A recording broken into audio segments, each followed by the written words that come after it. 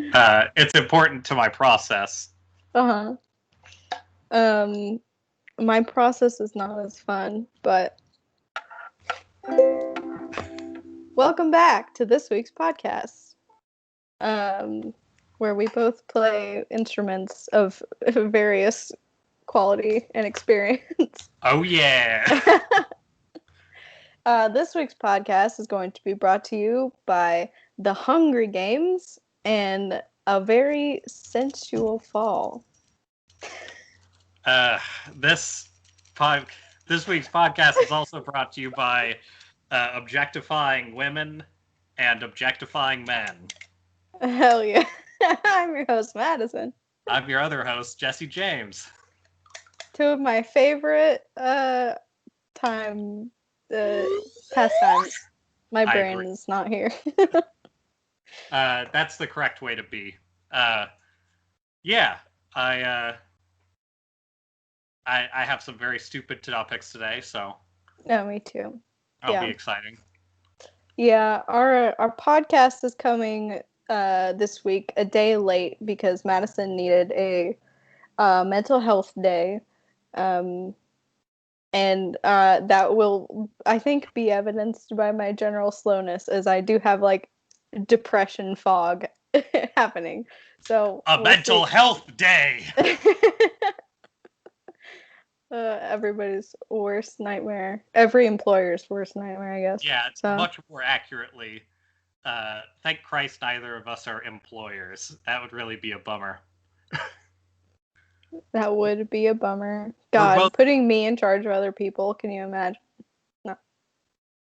I've been like a couple versions of that kind of. It's stupid. Nothing about it is effective or good. Nothing about it is attractive to me at all. I have no desire to ever be in charge of another human being.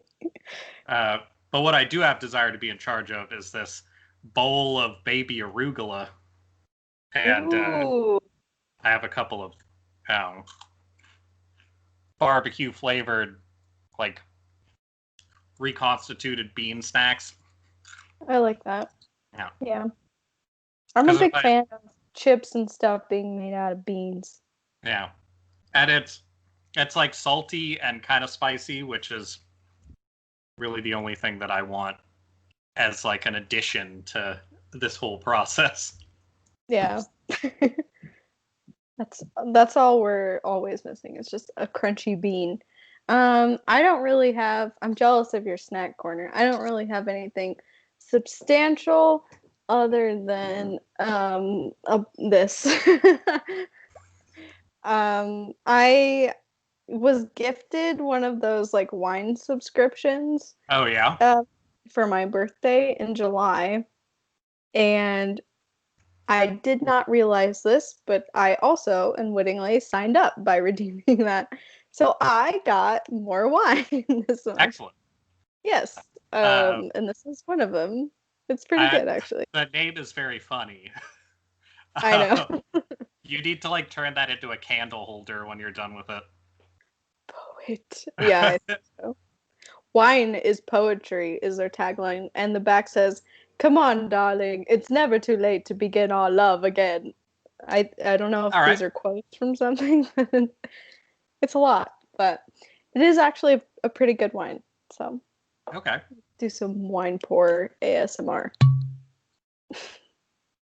Yeah, let me hear that wine. Yee. Yep, doesn't sound like this even a little bit. Not That's what I love about wine.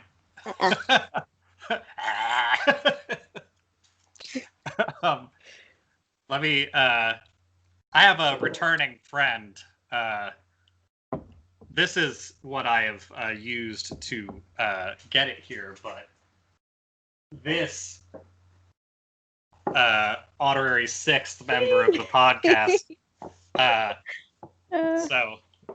If we ever get a brand deal, that's the only one I care about. I've decided to step it up and start heating it in something that'll keep it a little warmer. Oh, nice. Also, doesn't sound like piss. No, I don't. I can't There's no similarity whatsoever. Oh yeah. I should actually mention before we proceed further that we are in the middle of a windstorm. So fun, but worst case scenario, I might lose internet at some point. So good news. I'll just keep an exit strategy in my head. Okay. Here's a hint. It's going to be spooky red lights and me screaming into the camera. And then I'll just enact that plan if we get disconnected. Okay. And hey, we don't know, so you're not going to know. If it uploads, that could be on there. You don't know. The end of this could be very surprising. That's just the end of the podcast as we know it. Our last episode, everything goes dark. Jesse screaming into the void. That's the only way I'd want it, really. Never to be heard from again. I'll just ASMR through the rest of these greens. I mean, that's a good plan. That's a good exit strategy for anything. Yeah, pretty much. I mean, that is the human exit strategy. I'm really just ASMRing my way through life, honestly. I'm just creating noise. We heard a light munching and slide whistle coming from this hole in the ground. We don't know what it was. Who could say?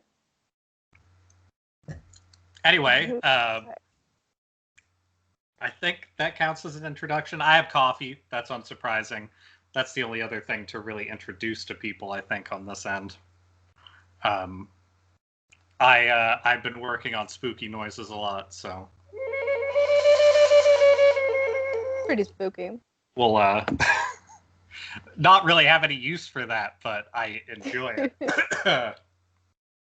I wonder, I need to figure out a way to make a ukulele sound more menacing than a ukulele. You need to get a bow. You need to be able to... okay. I do have that. Yeah. That'll work. You can get a good shriek off a string like that, I think. Well, I guess first thing that's up is I spent most of the time between our last two podcasts with fucked up hair. Well, it looks good now. Yeah, it looks normal now. It's like trimmed and stuff. But I went to trim it, I think, the night we had our last recording. I got to here, and then my razor broke. Oh, no. So I had like short to long, and then the top was still long. And that's just kind of been my life for this week. And yesterday I finally received a replacement. I actually just went ahead and got essentially what we used to have to clip dogs and horses with, because I know that that'll last longer. This is true. I was concerned that I was going to be just a nightmare this week, but thankfully that didn't happen. I considered leaving it, but it wasn't bad enough to be amusing.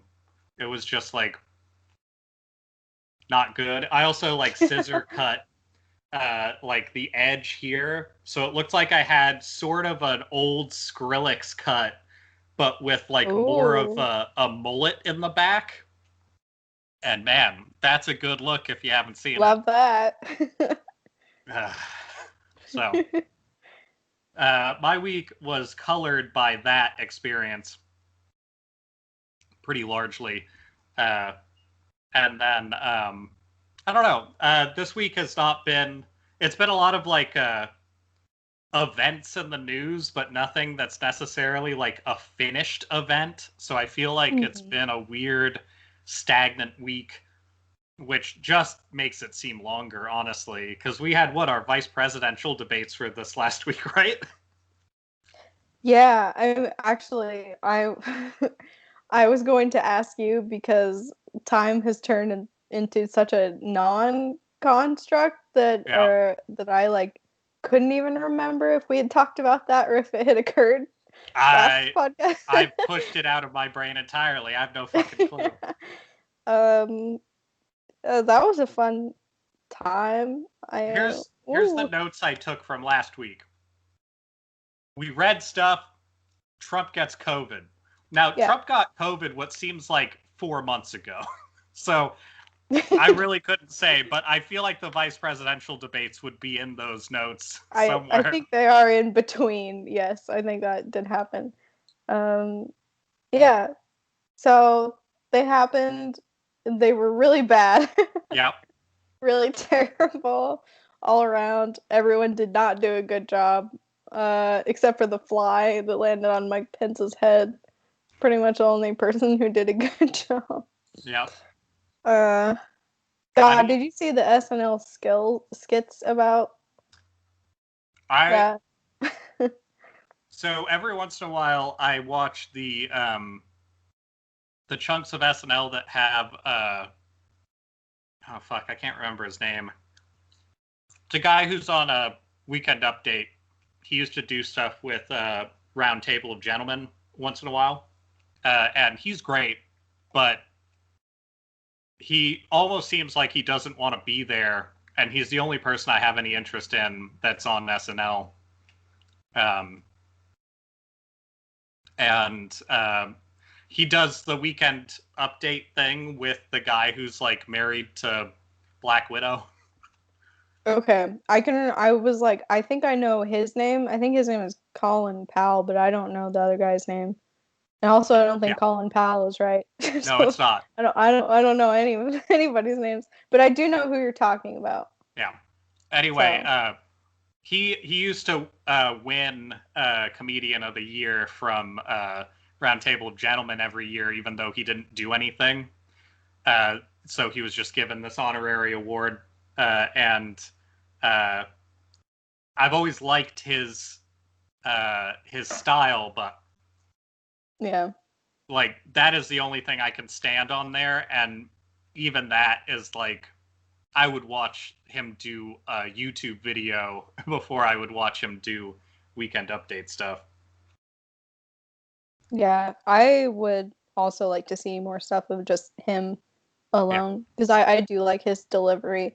I'm gonna look up who Colin Powell is and why can't I remember? Colin Powell is the old. Colin Powell is partially responsible for us going into the Middle East most recently, and when I say most recently, I mean like.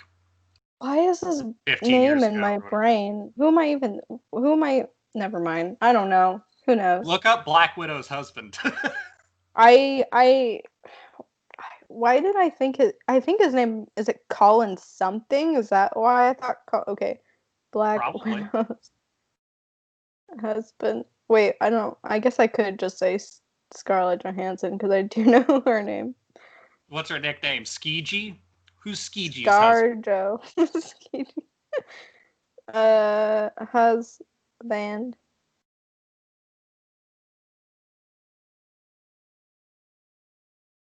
Okay, neither of those look correct. That can't be right. What does it say? It says, wait, spouses. Oh, Colin Jost. That's his name. That's why I thought Colin. Okay. That is his name. All right. And he does the Weekend Update with. Hold please. The guy who's actually funny is. Hold on, I'm Googling. I don't know his name.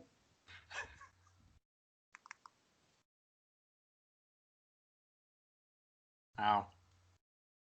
My phone tabs are all full up of labor rights.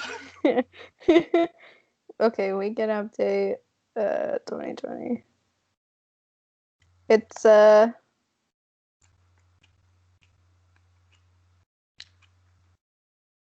the only person that comes up is Colin. That's really annoying. Really? Yeah, I don't want to. Weekend Update posts. There we go. Michael Shea. I kept thinking Yep. Shea, but I was like, I don't remember. Um, Okay, yeah. He and Kevin Barnett were always giving each other shit, and for some reason, Michael Shea's name, I always thought, like, are they both named Kevin? Why do I keep thinking they're both named Kevin? I have no idea. I think that he came on and pretended to be Kevin once, and I just, like, they don't sound anything alike either. I just, for some reason, that has embedded itself into my memory. Yeah. In any case, Michael Shea is pretty good. I'm sure it pays well being on SNL, but I hope he isn't there for too much longer, because it sucks. It's pretty bad. The skit that they did about the debate was really, really bad. Like, About the president or vice president debate? the I don't know if they did one about the other one. I'm sure they did, but I didn't watch it. All I remember is people being like, Jim Carrey does a great Joe Biden. It's like, okay. I think I do remember seeing him play Joe Biden like a while ago, or Yeah. you know what? It wasn't even Jim Carrey that I saw. I think it was like Woody Harrelson playing Oh, Joe wow. Biden, and I thought, wow, okay, that's like actually a pretty good impression. But that was like ages ago. I didn't see that one. Anyway, yeah, even the I don't know, the SNL skits about her getting like in the skit that they did, they weirdly made it seem like the moderator was on Harris's side, and she very obviously was not. She just was. I don't know that I would say that she was on anybody's side, but she did allow herself to get like railroaded by Pence the entire time. She did a bad job. They didn't do moderating. any follow-ups on Pence's stuff, like, in any real way. Like, yeah. The idea of asking Pence if he had proof for anything just didn't exist. They just kind of treated it like whatever he said was true. I don't know. I think that's partially the shittiness of running against an incumbent in the first place, is that everybody knows that they have the most power in the country. So, like, as much as you would like to believe that the press is going to be like, also, the press is not really who's doing it, it's the media, and I don't especially love either's approach, but having people in general media be like, I'm going to ask tough questions to the people who are in charge of all of it is kind of, I don't know, kind of ridiculous to believe that the way we have stuff set up right now. Right. I mean, neither of them really did a good job. Well, Pence didn't answer really any questions. Yeah. Harris also didn't really answer very many questions. But she was so other sassy. than I'm speaking, Jesse. Other than that, which I hated, and oh shit, what else? Oh, made it very, very clear that they love fracking and that they're gonna continue fracking. Yeah, great debate for fracking. We fucking love fracking. Yeah. Other than that, I think The Fly was definitely the highlight. Since that debate, my name on Among Us has been Mike Pence. Yeah. And I like to make a lot of dumb fly jokes in the lobbies. So that's been a highlight of my week, but. And just stay silent whenever anybody asks you questions about what you were doing. Yeah, pretty much. I also always make my character white, which is pretty good. I mean, that's just a good idea. And use the sticky note that says dumb on it on your face. Mm-hmm. And the suit, yeah. So it really completes the look. It's good to know that other people play games as dumbly as I do. That's good. Yeah. So that debate happened. I don't know what people think they got out of it. And speaking of debates, they canceled the next presidential debate because it wasn't going to be one-sided towards Trump yelling at people for the whole thing. So he decided he wasn't going to do it.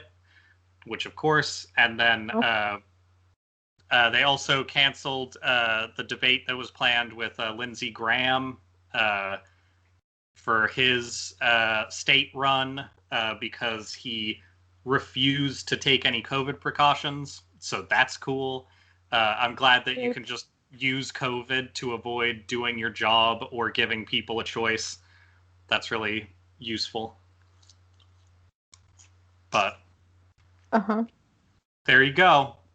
I didn't even know about that one, but that doesn't surprise me that that's what they're doing. There are a lot of Republicans that are just flat out like refusing to take COVID tests at this point, which is like, okay, so you have it, like that's you have it. Like we will just treat you like you have it. Like I mean, we should be, but we're not. Of course not. But... Jamie Harrison is who's running against Lindsey Graham also. So if you are in a place where you can vote for Jamie Harrison, you should do it. And fuck Lindsey Graham, because he's a real piece of shit. We talked about it before, but his video of him saying, like, this is always how we should do Supreme Court stuff. Like, people need to hold me to it. We need to let the incoming president pick it. Like, his whole bullshit reason for, like, why Obama couldn't put a Supreme Court justice on.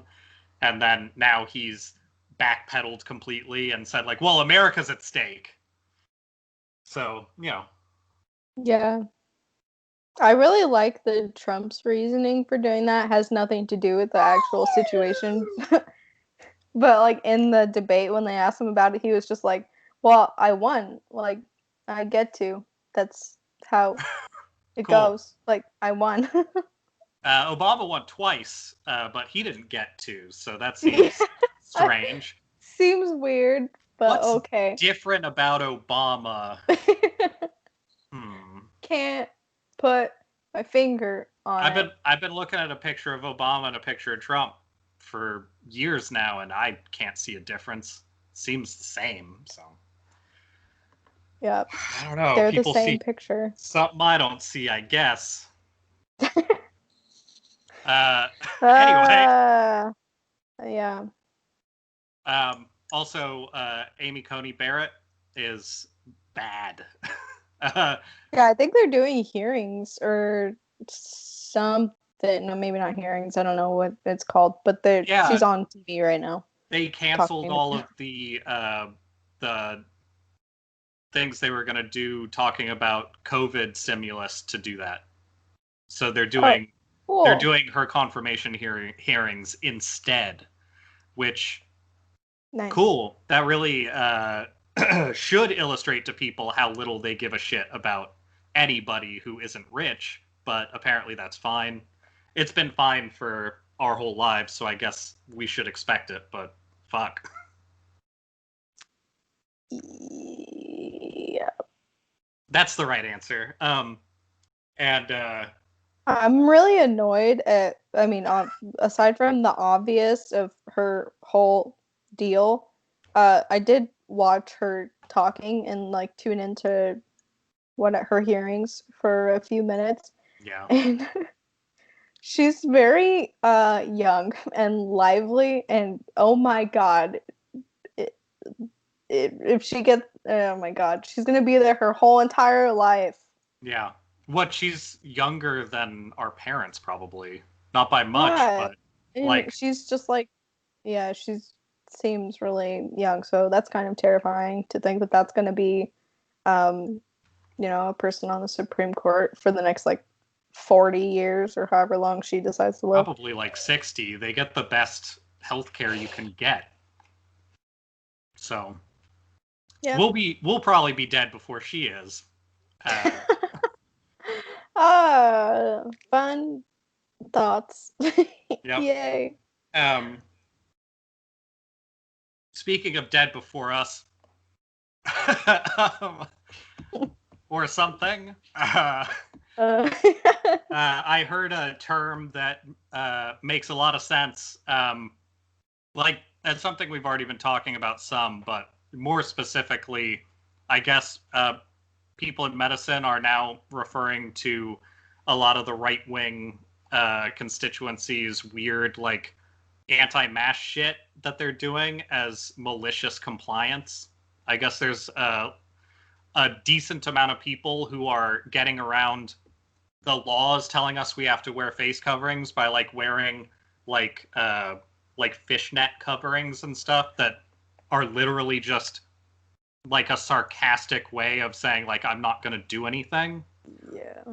It circumvents everything except the political action as well, because it's like you're just as uncomfortable. You're causing the exact same issues that you're worried about. You're still looking strange in public. You're still giving yourself like a mark in public, but it's like you just cut the hole around your mouth so you can still breathe on people. Like, so I think malicious compliance is exactly what that should be called, and it is called. But at least now we have a name for it. I feel like that name can also be attributed to a lot of things that the right wing policies have sort of created in people who support it. Yeah. I'm just going to keep eating large clumps of this stuff. Just angrily stuffing your face with arugula. It's bitter. That's one way to get through it. Yeah. There we go. That's a fitting name. This is also in the midst of I want to say it's the International Labor Rights people in Geneva, famous for, you know, the Geneva Convention, etc., have written up a lot of stuff now in the last month or whatever about how essentially the U.S. is committing war crimes against its own people. Like, that is essentially where it has moved to, is they're just, like, doing things to us that would be criminal if they were done anywhere. But because it's us and we have so much money and power, nobody can hold us accountable. Right.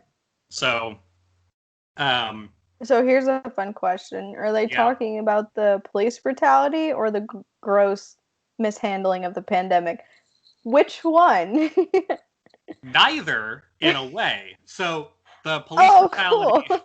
The police brutality has been talked about at the UN, I believe, and that goes in with like what amount of racism is going to be too much for us to deal with, and like of course, like China has talked about it some too, like unsurprising since apparently we have a rivalry with China that's more so now. I don't really understand that, but in any case,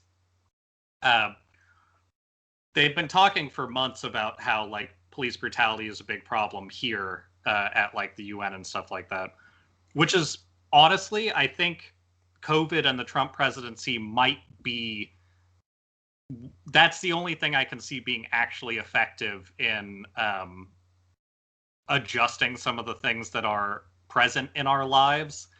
Is that up until this year, I feel like everybody knew that the US was doing all kinds of shady shit, but like the US was also putting a ton of effort into like, well, look at these places we support. Like, you can't condemn us because like we do so much good in the world. But like Trump's pulled out of like all the good we were doing in most places. The only places we're sticking by are places like Israel that are literally doing war crimes against people as well. Like, we're not really helping anybody out that is needing it. Like, there's organizations that are based in the US that are, but the US isn't doing shit really. Right. And that is kind of opening us up to get criticized more readily, which I'm all for. And then the COVID response stuff, which this does kind of work into. So the complaints that are being filed and like the stuff that's being written up is about how specifically our handling of like post-pandemic labor, which is why it's through the international labor people, Yeah.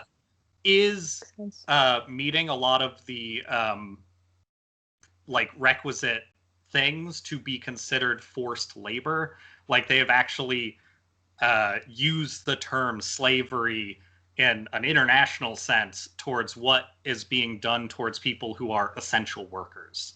So like some of that stuff is a lot more significant than I think like we'll ever hear here. Like our government's always going to tell us that it's fine what we're doing. Like that's actually good because look at all the respect people are getting, even though like the only respect anybody's gotten is like the thing where people were like howling at 8 or whatever for like saying thank you to like nursing staff, which like cool I guess, but that doesn't mean anything. Like it's fine, but like you may as well try to say that the art letters I'm sending to people are like a great governmental good. Like it's nothing. It's just people like trying to do something that can't actually do anything else.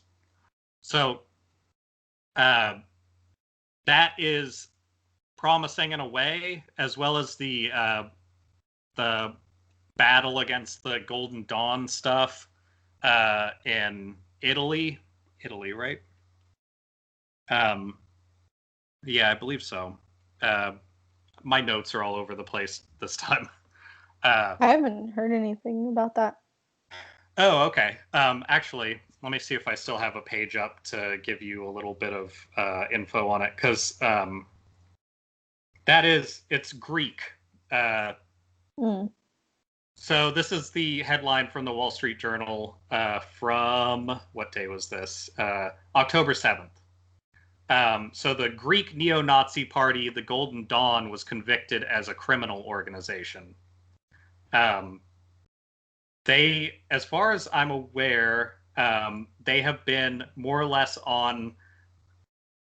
It sounds like it's basically like the Trump impeachment, like as far as the political part of it goes.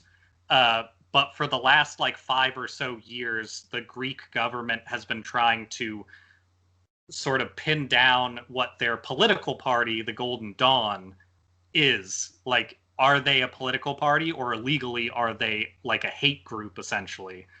And they've officially this month declared them a criminal organization, which means they aren't a political party anymore. Like they aren't a thing like that, which like if we want to, like, I think it is unsurprising that the US didn't hear about this stuff, because a lot of the things that they do are not that different from a lot of things that our like right wing do.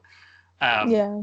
You could very easily make a case that a lot of our politics could qualify as a criminal organization if we were Greece, but of course we don't have that type of shit. But also, like, as far as I've seen, the Golden Dawn was tied to how Greece had that like country bankruptcy shit happening a few years ago as well. Like that. Oh.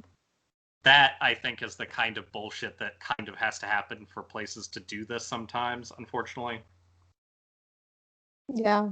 But I think it's incredibly important that people like pay attention to it at least a little bit, because the Golden Dawn was essentially just a right-wing political organization doing the same shitty stuff.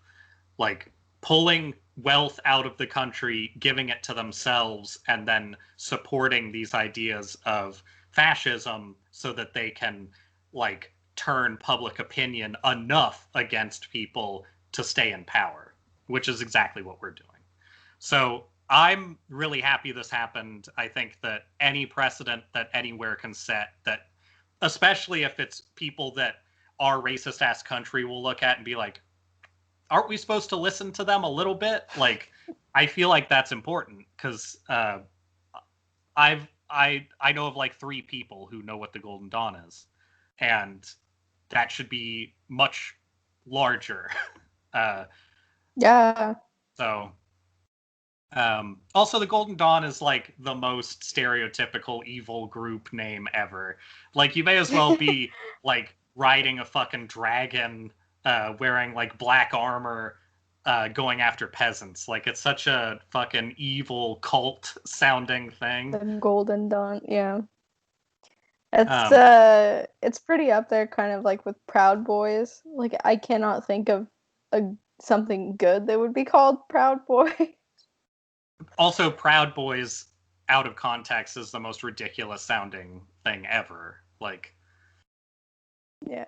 I don't know. Anyway, and I feel like the way that people should be thinking about politics and a way that would actually apply a lot better to how we need to approach like electing people and things like that is that our Republican Party should probably just be thought of as a Golden Dawn type of party. Like, if you're voting Republican, you're supporting something that is specifically designed to make rich people money and break the law to do it. They've said as much. Like, they constantly are like taking ideas and saying like, we're not going to do that because you can't stop us. And then everybody's like, well, interesting political move, which like I don't know what you're supposed to say to that other than like that's ridiculous. That's not a political move. That's just like mafia shit.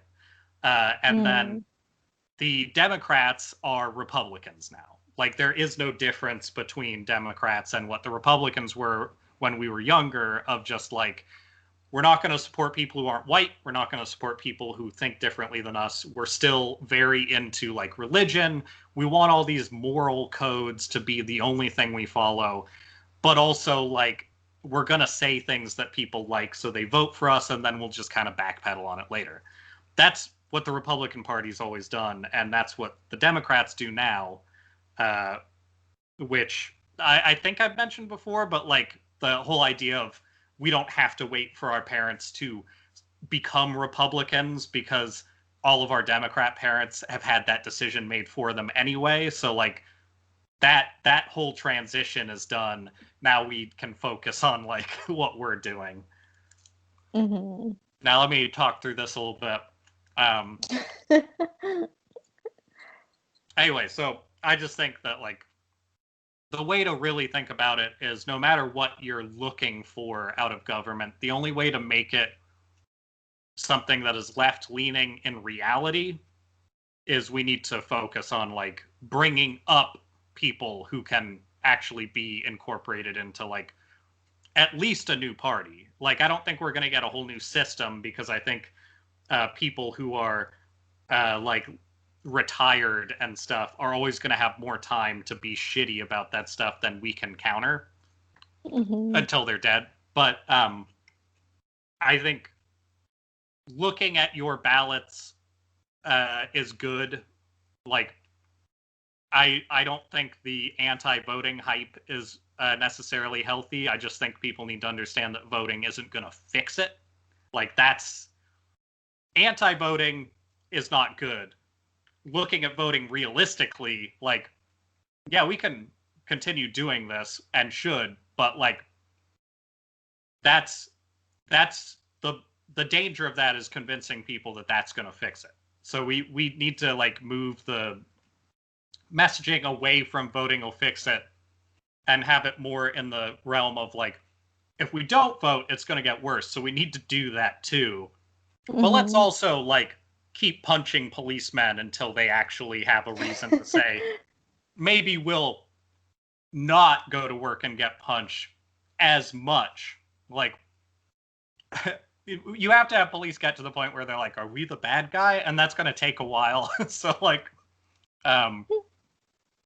we have to keep doing that. And we have to, like, try and get, like, listening to the guy who's running as a communist in like the Northeast, I think. I don't remember his name right now. It's not super important. He's not like gonna win or anything. Like he's clearly an outside choice, but he's getting a lot of publicity, which is good. and his talking points are essentially like fiscally Republican as of like 1980. Like, well, we need to like put money into people is essentially what he's saying. Mm-hmm. And people really liked his arguments, but like there's so much anti-communist stuff that that's not going to like lead to a win. Right. But it is really promising to see people like in Seattle. Socialism is like more or less a party now. They might not have power in large amount yet, but they definitely have some.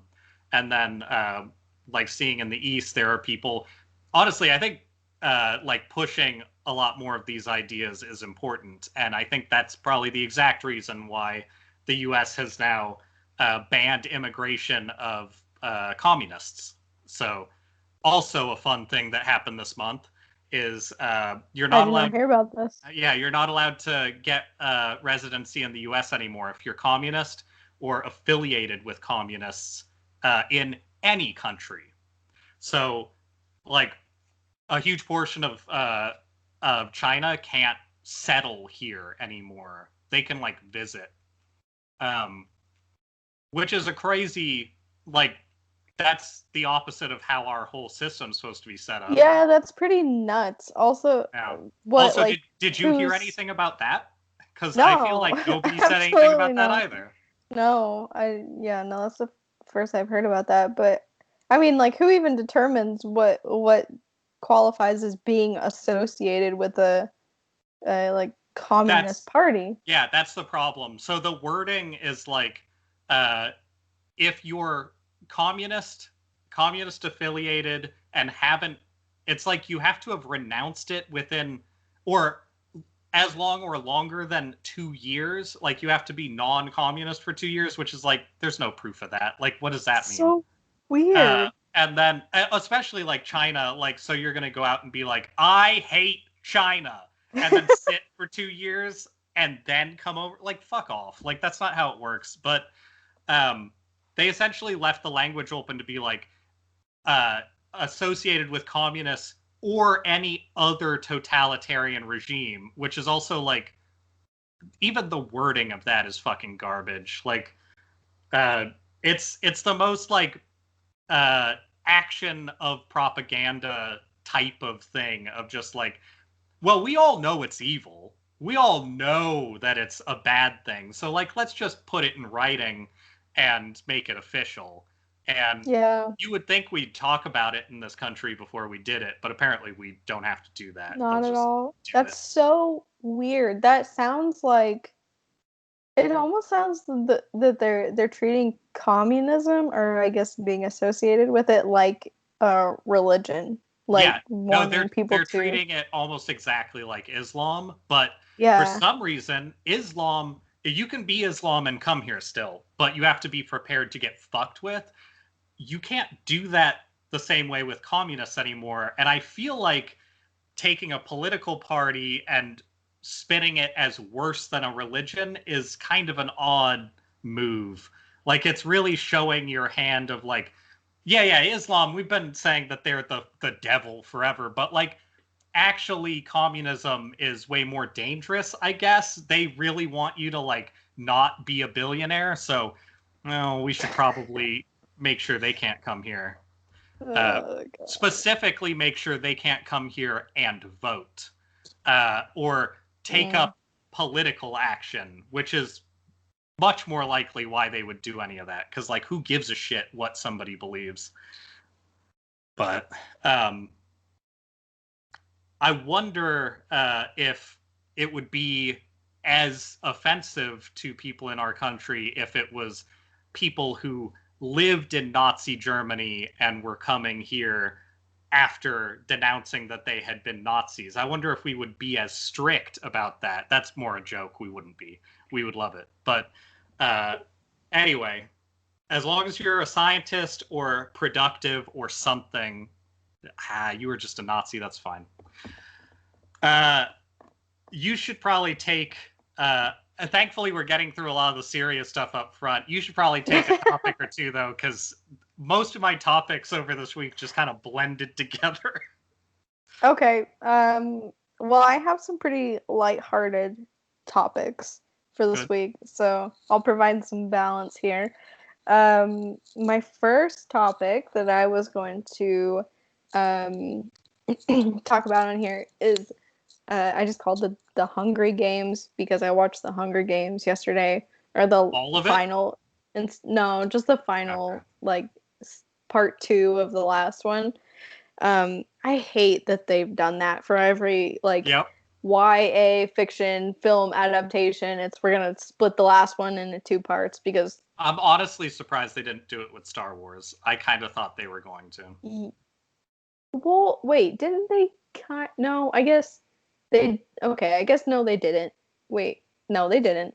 No, It's Star been too Wars. long. Star Wars is just a dumb setup anyway. It's the trilogy setup, but Mm. they're basically doing like I don't know.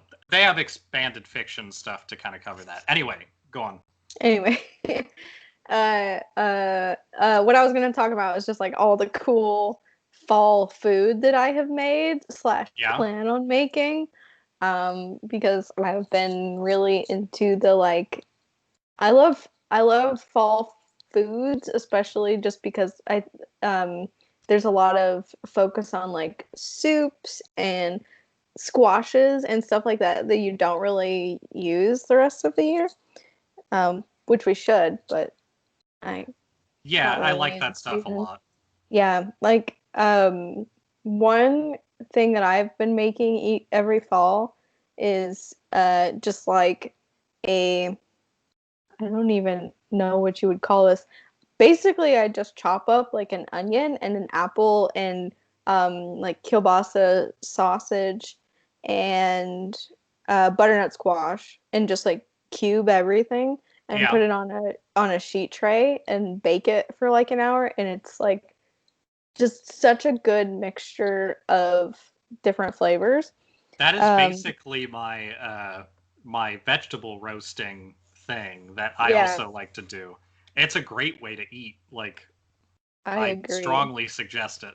It's perfect because you can kind of repurpose it for a lot of other stuff, Yeah. especially if you make a lot of it at one time. So, like, for example, I made that 2 days ago and we haven't really gotten through the leftovers. So, I'm going to use the leftovers to try and make some sort of like broth or stock. And I'll probably just use it in the soup, but I'm going to try and make Hungarian mushroom soup tonight. Okay. So, yeah, I've never made anything Hungarian before, to my knowledge, but I just saw a recipe for mushroom soup, so I'm gonna try that. I mean, that But sounds good.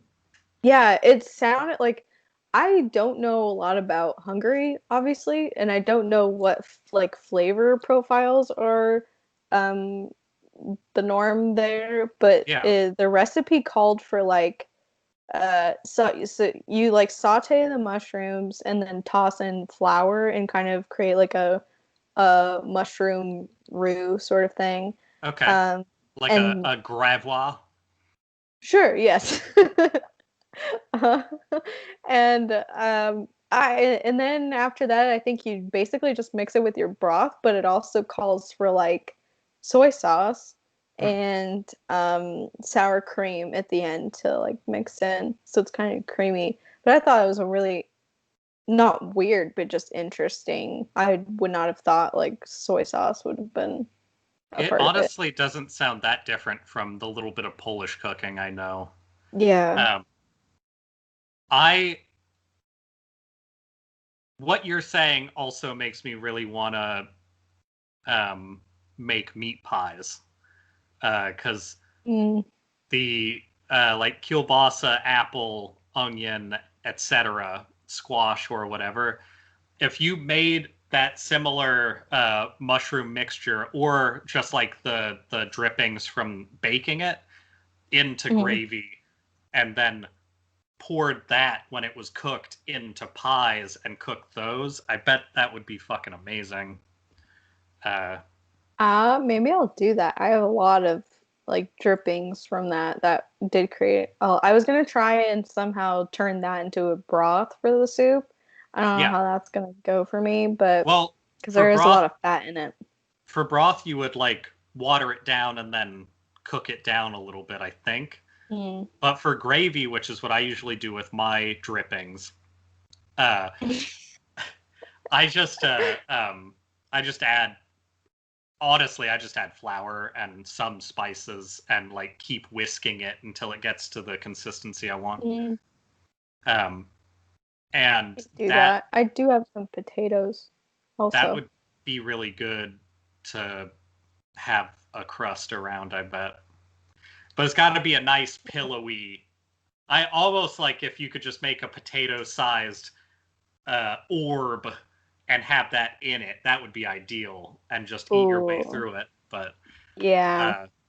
I'm using a lot of fat kid logic, I think, on how this would go, which is honestly how I cook most of the time. So I think it's also the correct logic because I also would like everything I eat to be encased in some form of like flaky dough yeah, at all times.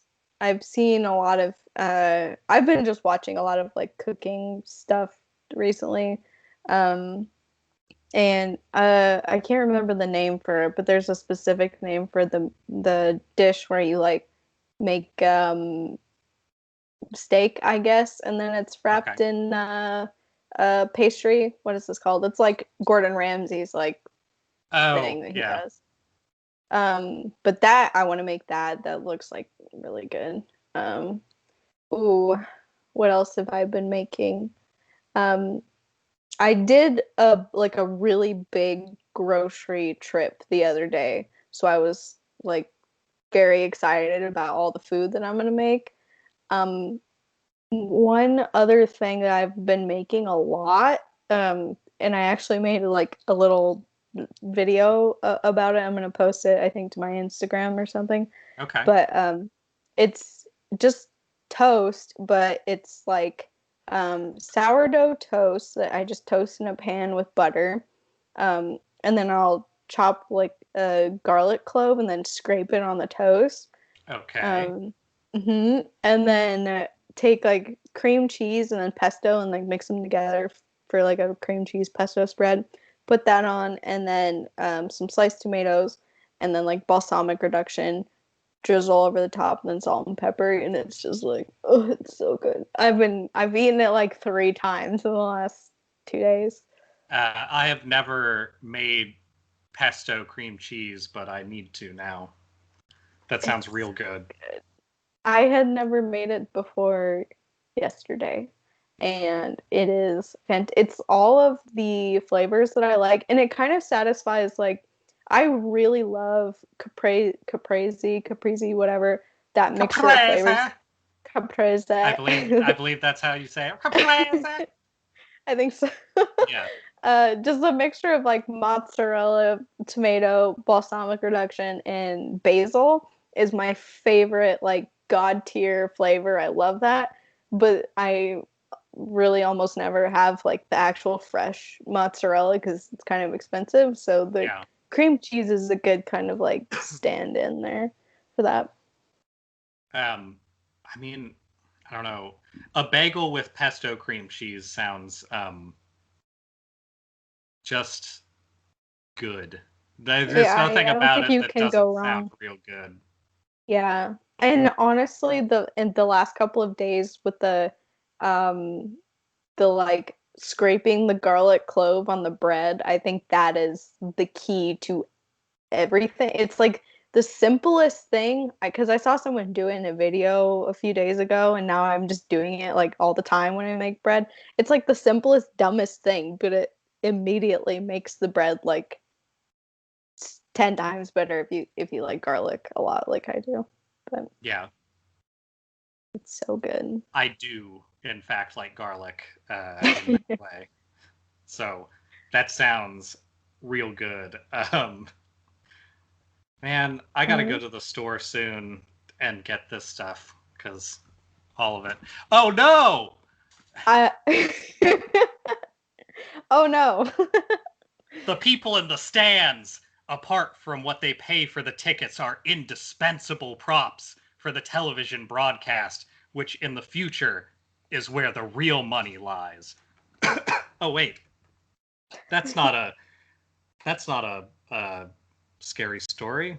Oh, that's one of the letters that Nixon wrote to Trump. Sorry. Go ahead. Oh, a scary story for another time. Mm, In the I 80s. again, I was left here wondering, wow, what part of Twilight is that? um, what else have I made? Oh, okay. I did make on Sunday a cheese fondue, a beer cheese fondue. So it was really fucking good because I've never made fondue before. But my parents gave me a little like fondue pot thing set because I don't really use it. A fonduer. A fonduer, and we fondid. Nice. It was it was really good. It was the recipe was super easy. Basically, just like got beer, heated it up, and then melted cheese in said beer. So that was really good and really bad for you, but really good. Do you remember when our mutual boss brought fondue into the office? I don't. I Okay. don't remember that. That did happen. Pretty sure you hadn't left yet, but it was an interesting experience. Was it a holiday occasion? I don't think so. I don't remember that. Weird. Yeah, it It was weird. sounds like it would happen though. Now, I've had very, very little experience with fondue. So I unfortunately don't have many opinions on it. I know we had oh, sorry. Nice.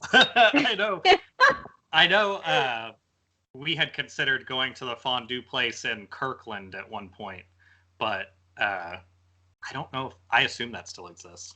Hard to say. Let's hope Yeah. that it does.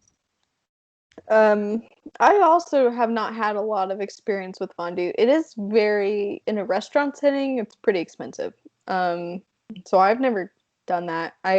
Evan and I have tried on a couple of occasions to go to fondue restaurants, but it's like never worked out time wise. I don't know. The melting pot is very hard to get into, apparently.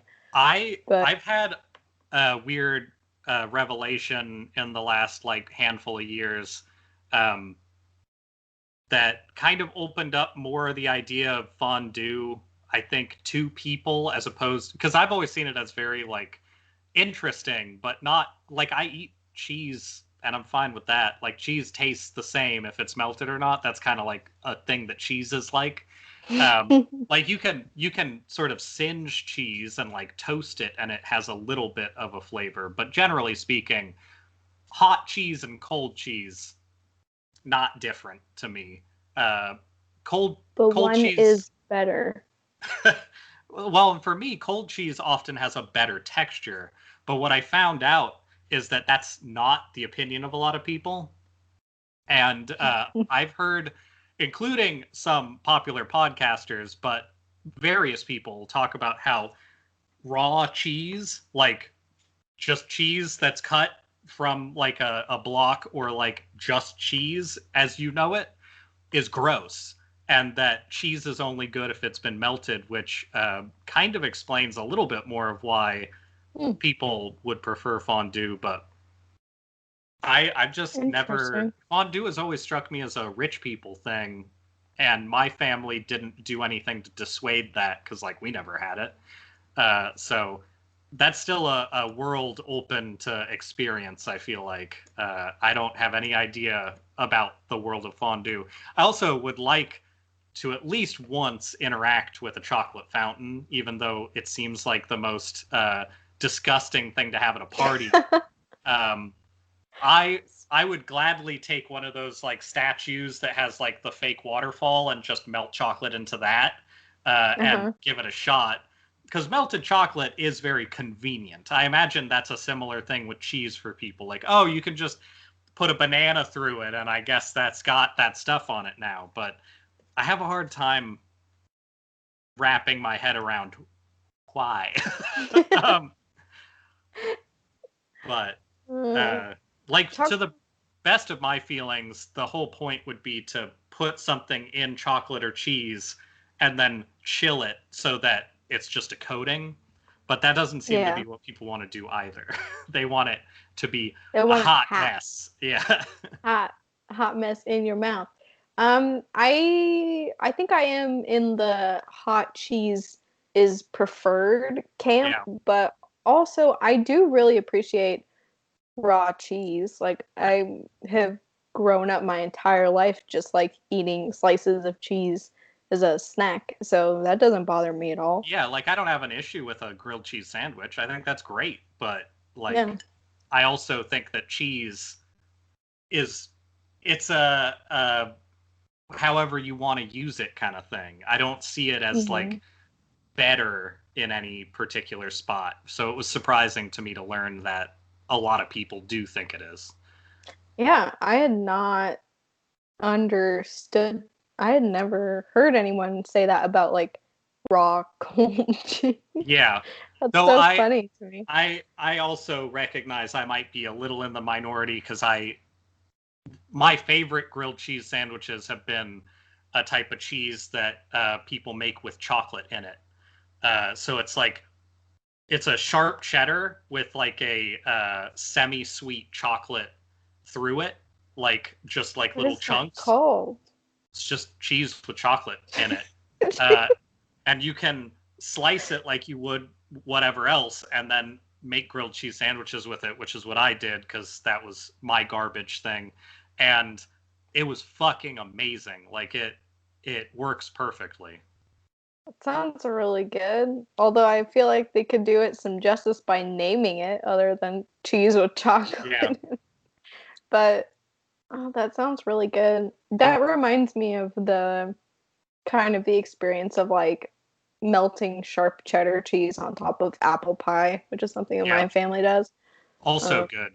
hmm Yeah. Cheese is just good in I any temperature or a, variety, I feel a like. lot of people do the cheese on pie thing, but the most common version of it I've seen is gross and it's American cheese, like just flopping a Oh, slice of it on no, there. Yeah, I fucking absolutely hate not. that. If you go to Like diners the in the craft Midwest, single there's kind of. yeah, there's a lot of that like plastic cheese on a pie thing in like middle America, which I mean, it does add calories, but like the flavor is not adding to it. It's just sort of the same flavor that like the dough is. Like American cheese is not good. It's not. I think I can confidently say since half of my family is from like Kansas, Yeah, I do think that Middle America loves their Velveeta a lot. definitely.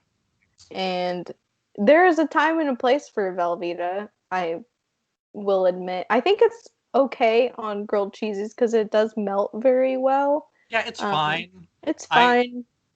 I have some problems with it still, but like it's fine. It's not a bad cheese for things like that. But it's a workman's cheese. It's just like It's, here's this cheese hunk that is like maybe a fair amount like high fructose corn syrup. It works though. Melts real good. But I always think of Velveeta as like something that like people make broccoli and cheese with or something. Like it's an additive to put in a casserole maybe, but not so much a food for smaller ingredient meals. yeah. Velveeta is the hot dish of cheeses. Uh-huh. I've used it, I think, a couple of times. I'll say that when I was living at home because I've never bought Velveeta yet, Yeah, living on my own. But I have used it a couple of times, like cubed up in smaller bits to like melt into a tomato soup or something like that because it melts really good, but mm, I would not eat it by itself. Yeah. I can agree with that. I've definitely had cubes of it given to me, and I have to eat it with like a cracker in order to make it palatable because you have to have like some kind of salt and structure to deal with it. It's kind of like a salty jello. Yeah, you But like definitely. not in a good way because I could even imagine a salty jello that I would like. And it's not very. Old English cooking had a lot of what I would call salty jellos in it, and it's fine. Uh, yeah, man, cheese is complicated. The history of cheese is a weird one, and the perverts who figured it out, more power to them. Uh, but saying that, I fully understand why people from Eastern countries do not like cheese. If you don't grow up with cheese, why the fuck would you eat it?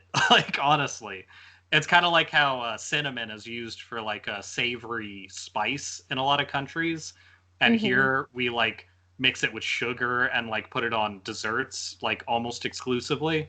Right. But like when you actually have, I honestly, I think it's all product based because if you make sort of sweet but still like very heavily like nutrient or protein rich foods, the whole need for things like separating out like, well, this meal has the entrees and the appetizers but also the desserts, like it feels like it's all marketing. Like keeping all of our like food separate from each other feels like an excuse somebody made up because it's really good for getting us to eat more things at more meals. Yeah. A lot of I places do. just use like donuts and pastries as snacks like midday, and that seems so much more appropriate than like I'm good with either that. a Yeah. breakfast or a like a dessert after you've already eaten like the amount of calories you need to then have like 400 to 600 more calories seems like a crazy way to Mm-hmm. live. Yeah, I mean, when I was going through my grandmother's Japanese cooking book, that kind of blew my mind too, like the way that they kind of structure their more formal meals. Yeah, But the dessert that pretty much is always served, if I remember, is just like tea and what was it? I think it's just like tea and pickles, or it yeah, was just like something really small, kind of palate cleansing, definitely not like 400 extra calories, but yeah. I'm like, I think that's how dessert should go, is it should like segue you into the rest of your day without making you feel like shit. That's like a not to throw shade, it's not meant that way on my roommate. But like I lost weight at the start of the pandemic uh pretty effectively because like besides just working out, I also had to like think about my eating a lot. So Mm. like it was a great excuse to look at how I ate and make it extend as far as possible.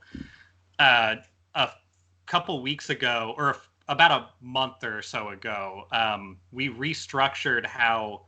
So, for an update on COVID in the US, there is no difference. Like, we're just the same as we were at the start. People Um, are just pretending like it's yeah, over. there's there's a bunch of people who are lazy or tired or upset or have needs that are outside of this fucking COVID shit or poor. Like being poor and having COVID in this country is not allowed. So, like, I've basically been able to survive off of partially the charity of other people, partially like some luck. I would say that my infinite bad luck in a lot of cases has paid off a little bit lately because I don't assume anything's ever going to happen. So I've been like essentially living like a person who's already homeless and just like hoarding everything I can, which is great when it comes to like subsisting, but it's not great that I've had like 20 years of practice. um, and the thing that changed in my household is that my roommate with ADHD, which they're that's all their business. They're dealing with that. But the thing that is really tough for them is like, paying attention to anything for periods of time. And as I've heard from a decent amount of people who have ADHD or something similar, it is mentally exhausting and really frustrating to like deal with sort of the level of patience that other people have for things, which I have limited sympathy for, honestly. But I do think it's worth actually talking about because, like many things in our mental health landscape,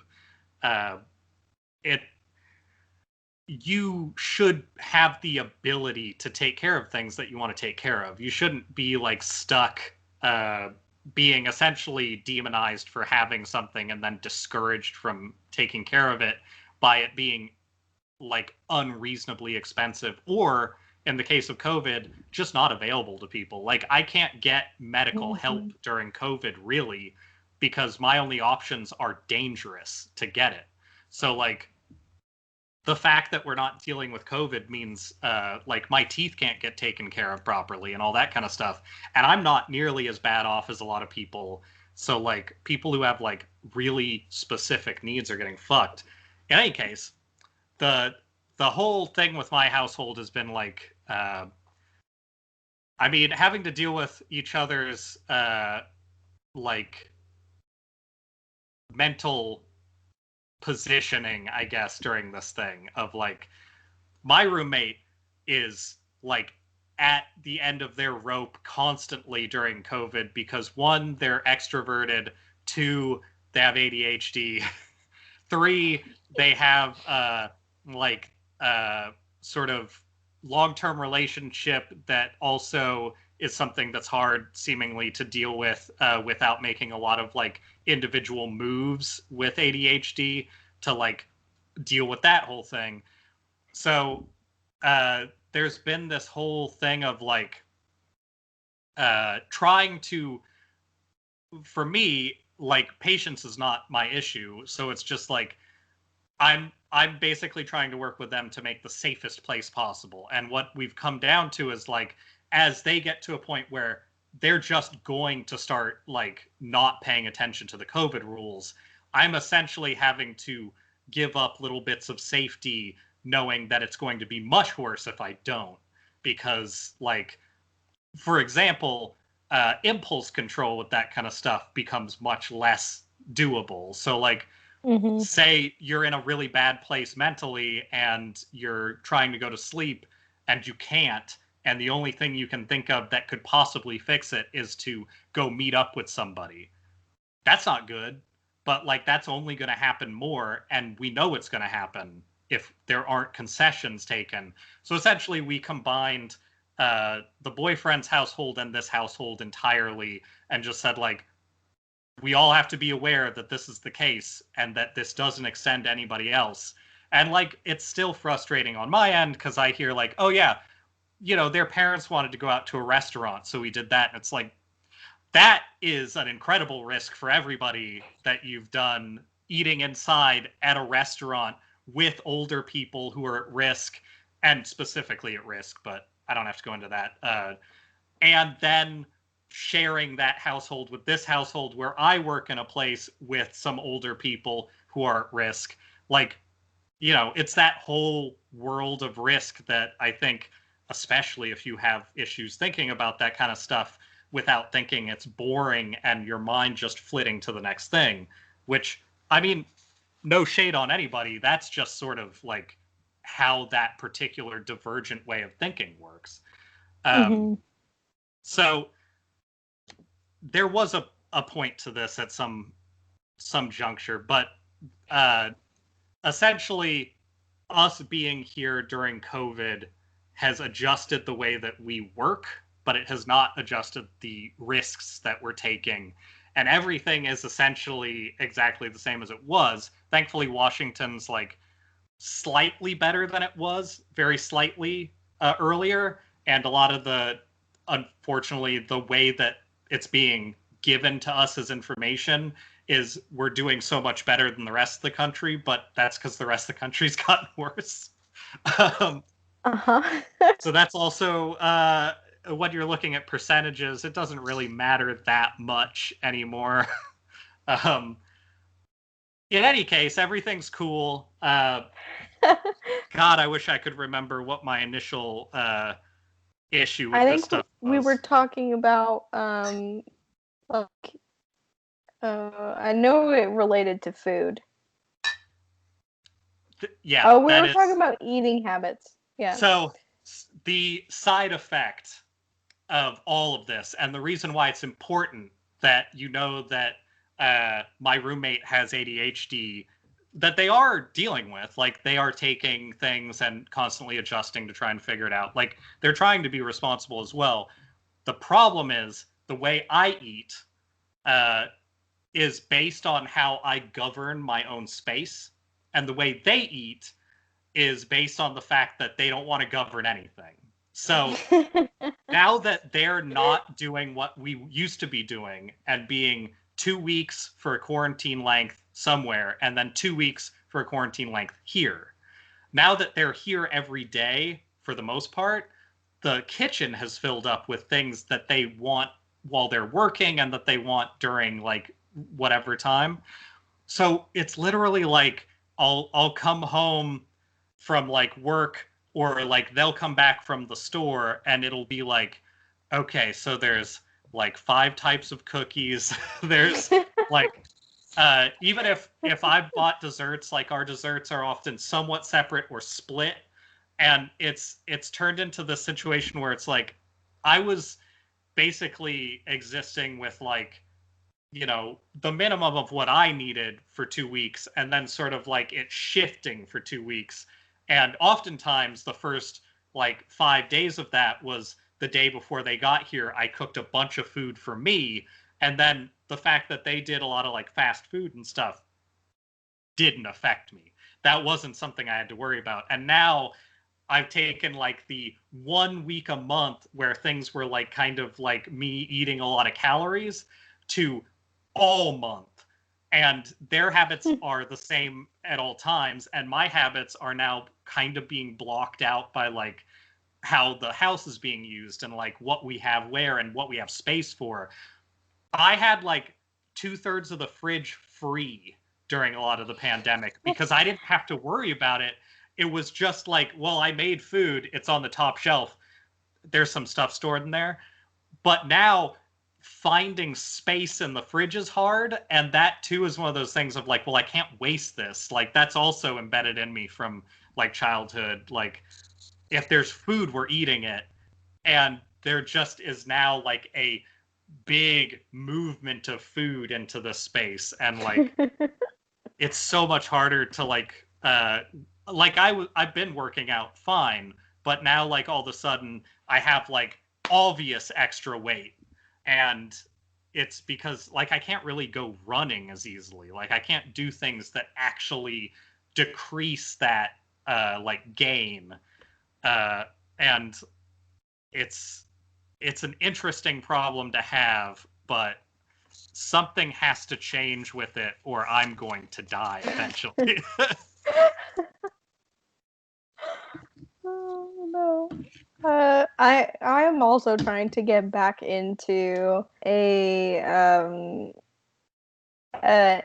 actual exercise routine Yeah, because partially because Evan has actually started getting it back into an exercise routine, and it's much easier to do it when the people or person, your significant definitely. other, is like doing it with you.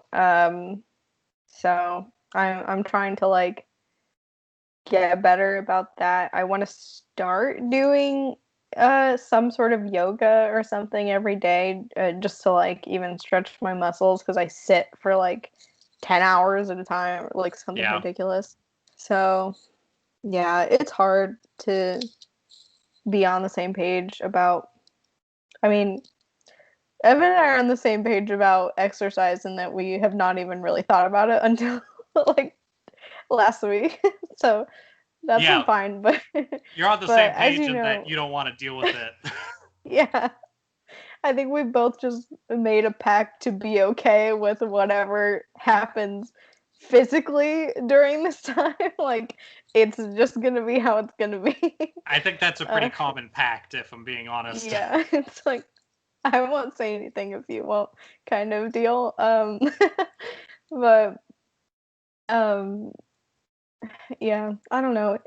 You already know. I've talked before about how his eating habits differ from mine. He's just kind of more similar to Nick, except for I would say just more of a opportunity eater than anything. Nick's on the same page, but it's all impulse control, and I think that Evan is more like boredom. Seeming, I don't know. I don't know Evan as well as you do by a long shot. There are some issues with impulse control as well. Okay. Yeah, we do have some problems there. Although it could also be, as you know, I am territorial with my food now because many times it has been eaten out from under me. So now that's something I worry about. But other than that, we're generally on the same page about eating habits, and I think between the two of us, I'm really the only one who actually enjoys cooking. So I don't have an issue like doing that. And like making food for both of us, that's fine. And he helps sometimes, so that's good. But it is a very interesting time to be in a situation of cohabitation with anyone. I bet a lot of people are learning a lot about like establishing boundaries. Yeah, I or think not. that's very true. God. I mean, if you haven't established some kind of boundaries during this, it seems like a nightmare. Yeah. So something I wanted to talk about. Let's see. I'll go through my objectifying women, I think, first. So something that's come up recently is another weird 4chan thing that so do you know what Rooster Teeth is? It's like a yeah. They're like a popular like media company that has spawned from a bunch of like honestly really like so media that got really popular. But like there's a lot of like little companies that work under it. So it has like a bunch of like names associated with it that are like YouTube channels and shit like that. This last like couple of weeks, well, it's been like 6 weeks, but it's the last couple of weeks when anything has happened. They recently fired a pair of people from like different channels because of like morality, essentially. Initially, the thing that popped up was a 4chan thing about somebody tweeted about somebody at like I think Achievement Hunter, which I'm not super familiar with, but it's like a channel, and I think a website portion of their stuff. Honestly, I don't know. I've seen a tiny bit of their stuff, and it's not very good, so I don't really care. But the point is, somebody was like talking to. Hold on, let me check. Okay, that was an errant leaf. It felt like a spider ran down my leg, but hey, that would have been unpleasant. Anyway, so they had a tweet go up from somebody who said they were a fan of theirs, but they had been like sexting with them essentially for like a while, and that for like I think years. And when it had initially started, they said that they were 18, but they were actually 17. So 4chan picked up on this, and basically people like got into their private stuff at like Rooster Teeth. Like people like from the sound of it, got access to like a bunch of their private videos and pictures and whatnot.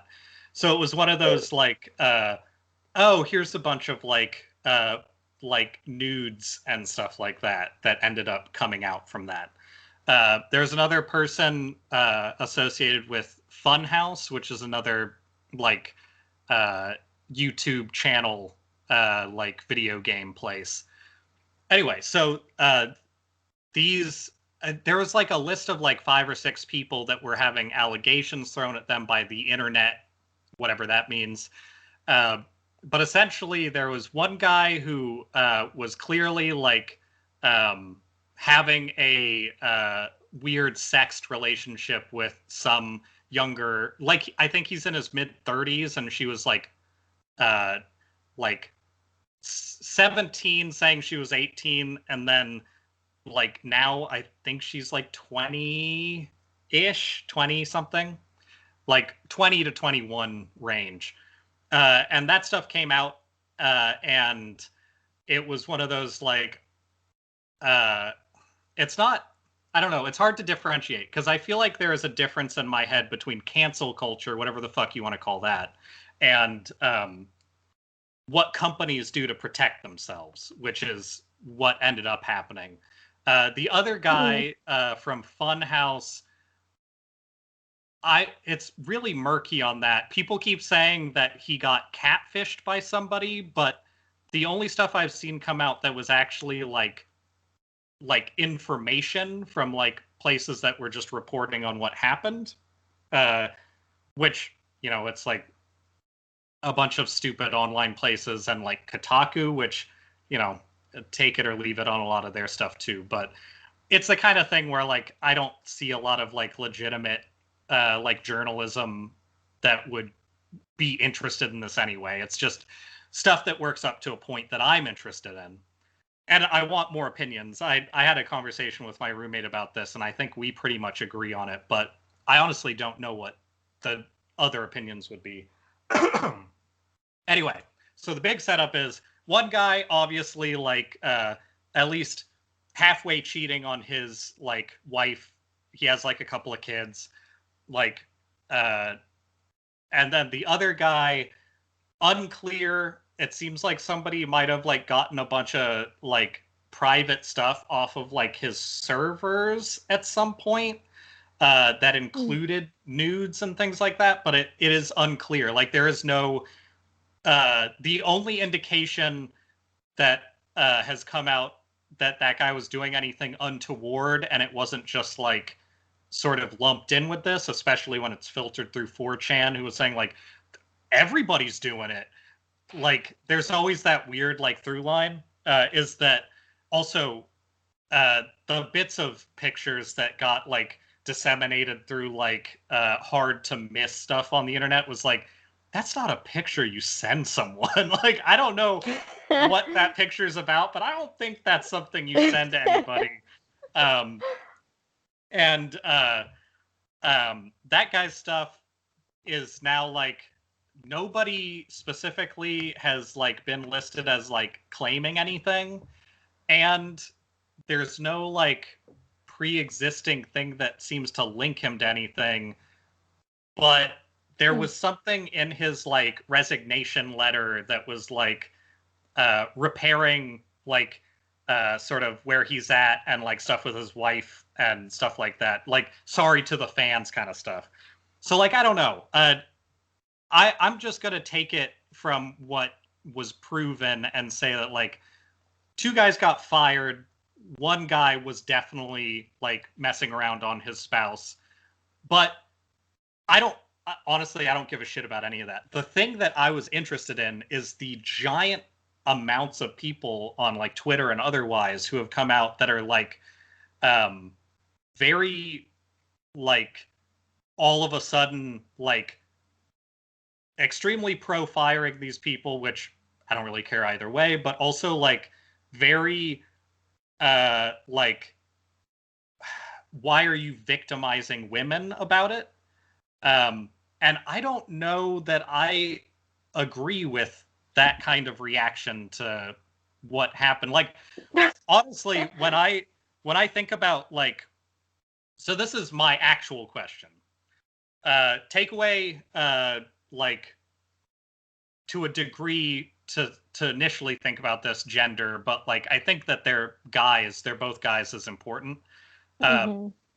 If somebody fucks around on their wife, let's just assume they both were like going out and having sex with other people without their wife knowing, which like people do that all the time, but does that have a moral responsibility to remove them from a job?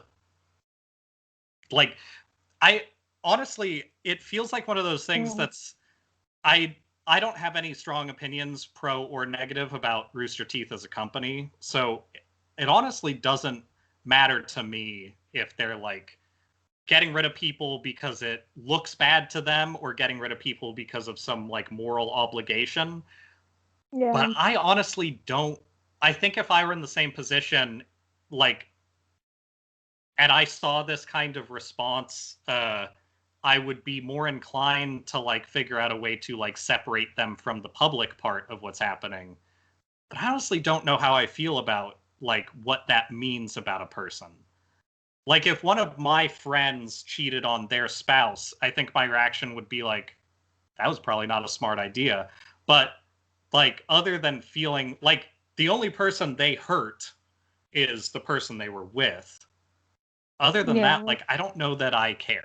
Anyway, what do you think about that? Because I'm kind of like I'm on the fence. I have no idea how to interpret that. It feels just enough like that weird like the Christian like moral basis that we all have going on.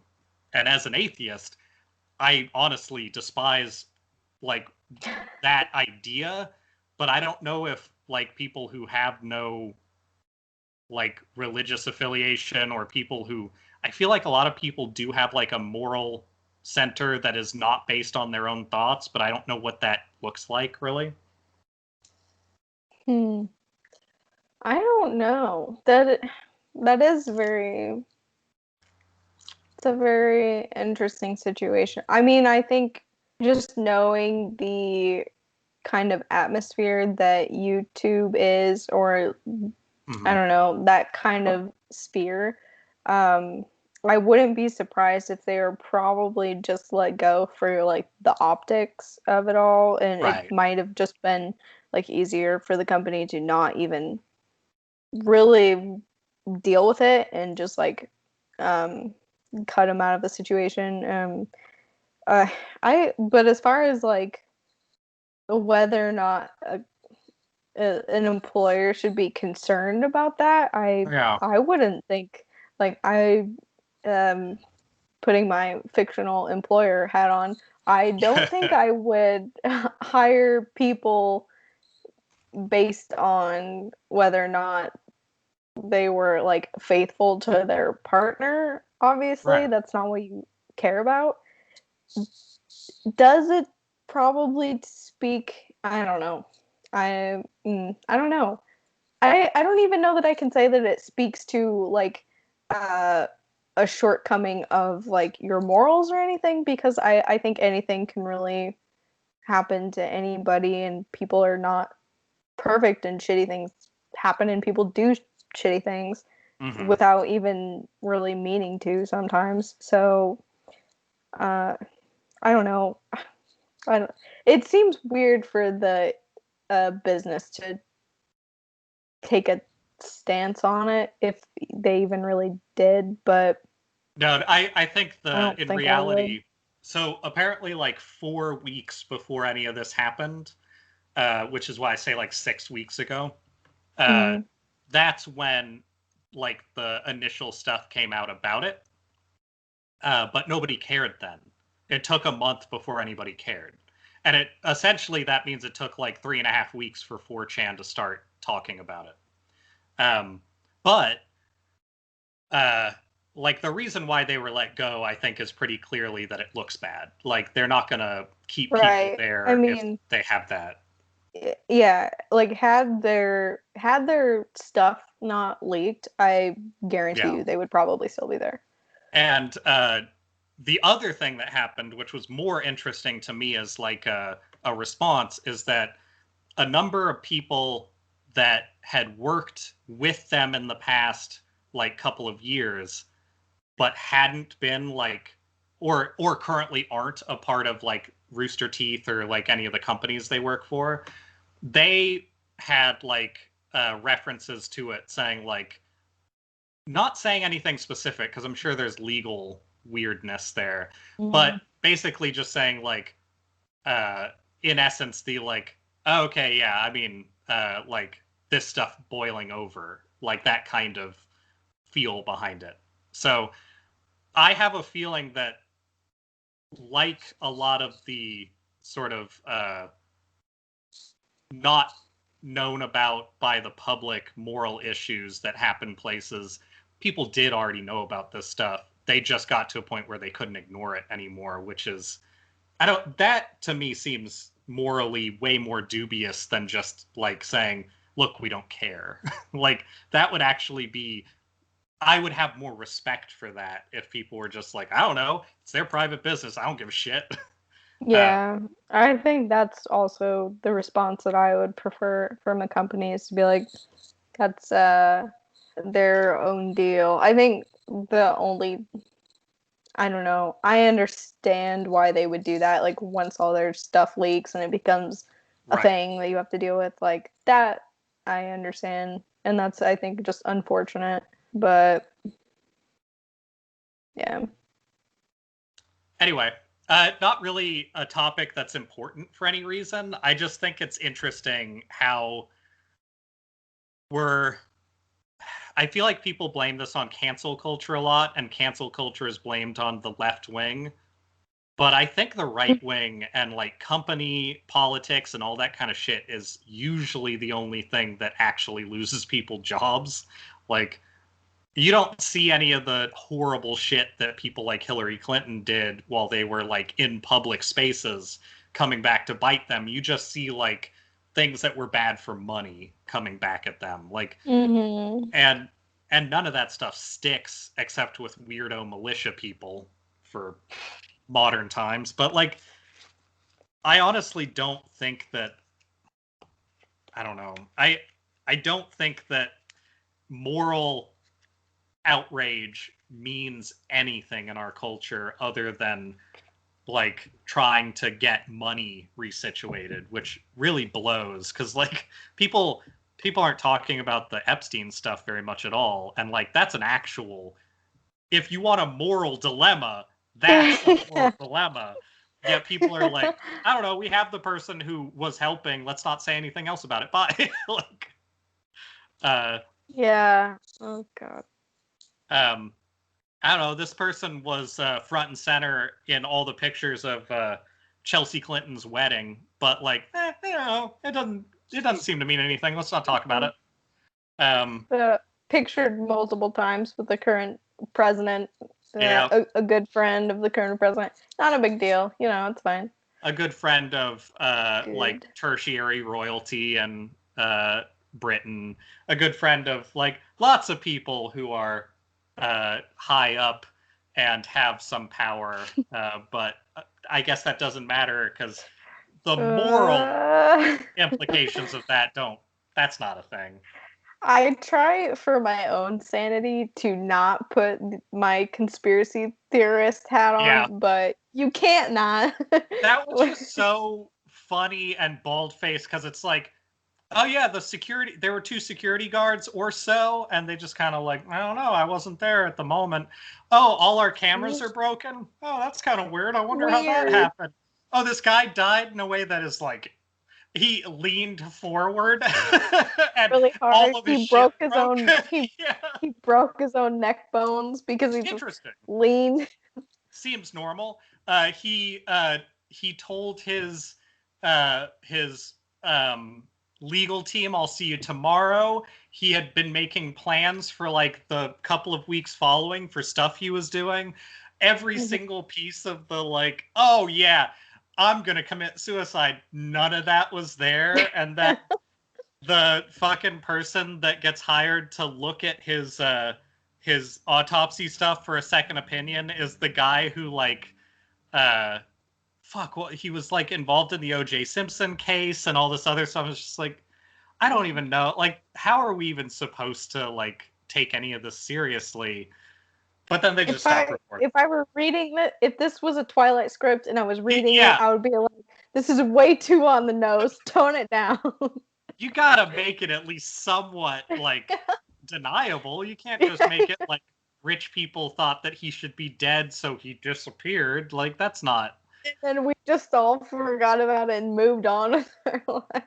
Yeah, we have to at least believe the people in the story are as smart as normal people. Turns out, like, you can do whatever you want in real life, so who cares? Oh my god. Anyway. Okay. I'm going to inject into it right now because this is a segue that makes sense. My second topic, which is very sensual fall, which is about candles. Ooh, yeah. Ooh. So I got this candle the other day that I don't know what brand this is. This is not a brand that I actually know. It's called DW Home. Who knows? But Dwome. I believe it's pronounced Dwome. Dwome. Mm-hmm. It smells like smoke right now. But I got one that is vanilla pumpkin scented, and I'm very picky when it comes to candle scents, especially fall type ones, because fall scents tend to be very like bakery and like cinnamon spices, which I don't. They're like too sweet usually for me. They smell like donuts and shit, and I don't really like that. But this one smells like pumpkin bars that my mom used to make, that like is basically just a cake bar, but with the frosting on top. Hello. Hi. What do you need? Is this about food ordering? Because it is 7. Talking. What do you need? I'm making dinner soon. I know. Who is that? Corey. Why? What's up? There's a person at my door that was invited to my apartment, apparently. Okay. Well, that's an interesting surprise.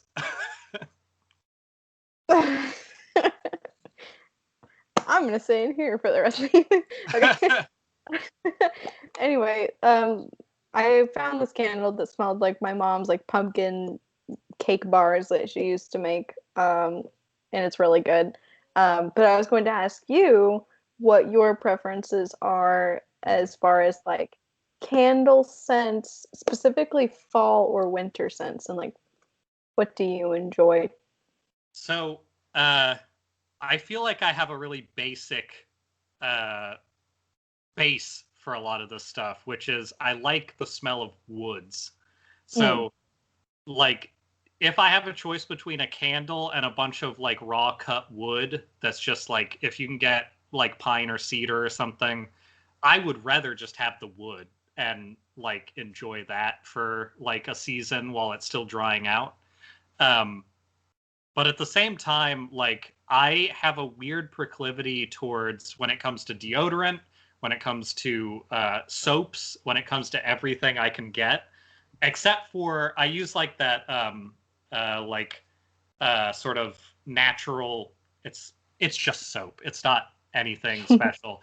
But the liquid soap that I use for like I use it for like body wash, and I use it for like initial hair clean like stuff, and essentially Dr. Bronner's, right? Yeah. Is that the brand? But I run it through a foamer so that it isn't like, I have like sensitive skin, so if something is foamed and then I use it, I can actually like wash it off a little easier, but otherwise my skin like absorbs it way more, and I get like dry. So by foaming it and then using it, especially for like scalp and like body hair and stuff, it's much nicer if it's able to rinse off easy. That stuff I use like peppermint and like eucalyptus. I use a lot of like extremely like aromatic types of things that are like just not a strong scent of like anything in particular, just like cold, straightforward, like neutral smells. But when it comes to candles and like hand soaps and stuff like that, I always go for the weird like ocean scents. Those are pretty good. And I sometimes will do like a wood scented thing for that too, but rarely because they end up smelling too like spicy or like warm. And I don't want that. I want like something that if I could look at a seashell and imagine like the look of it smelling, that's what I want more than anything else. It's basically like, hey, what smells like a nice hotel? And it's like the least classy reason for something, but like I typically like that smell. What do you, on a similar note though, what do you go for when it comes to like perfumes and stuff?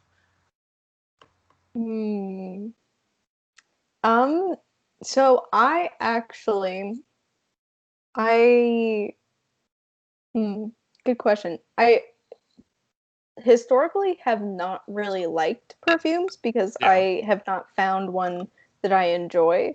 But actually, I know that I do have a reputation as a Glossier shill, and I will continue to further that reputation. Yeah. Because the perfume that they put out, it's just called Glossier, like You is the name. It's just You.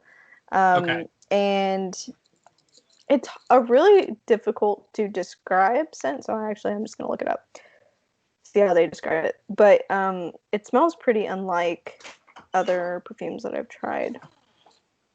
I know you're hungry. I'm going to make dinner soon. I'm just kidding.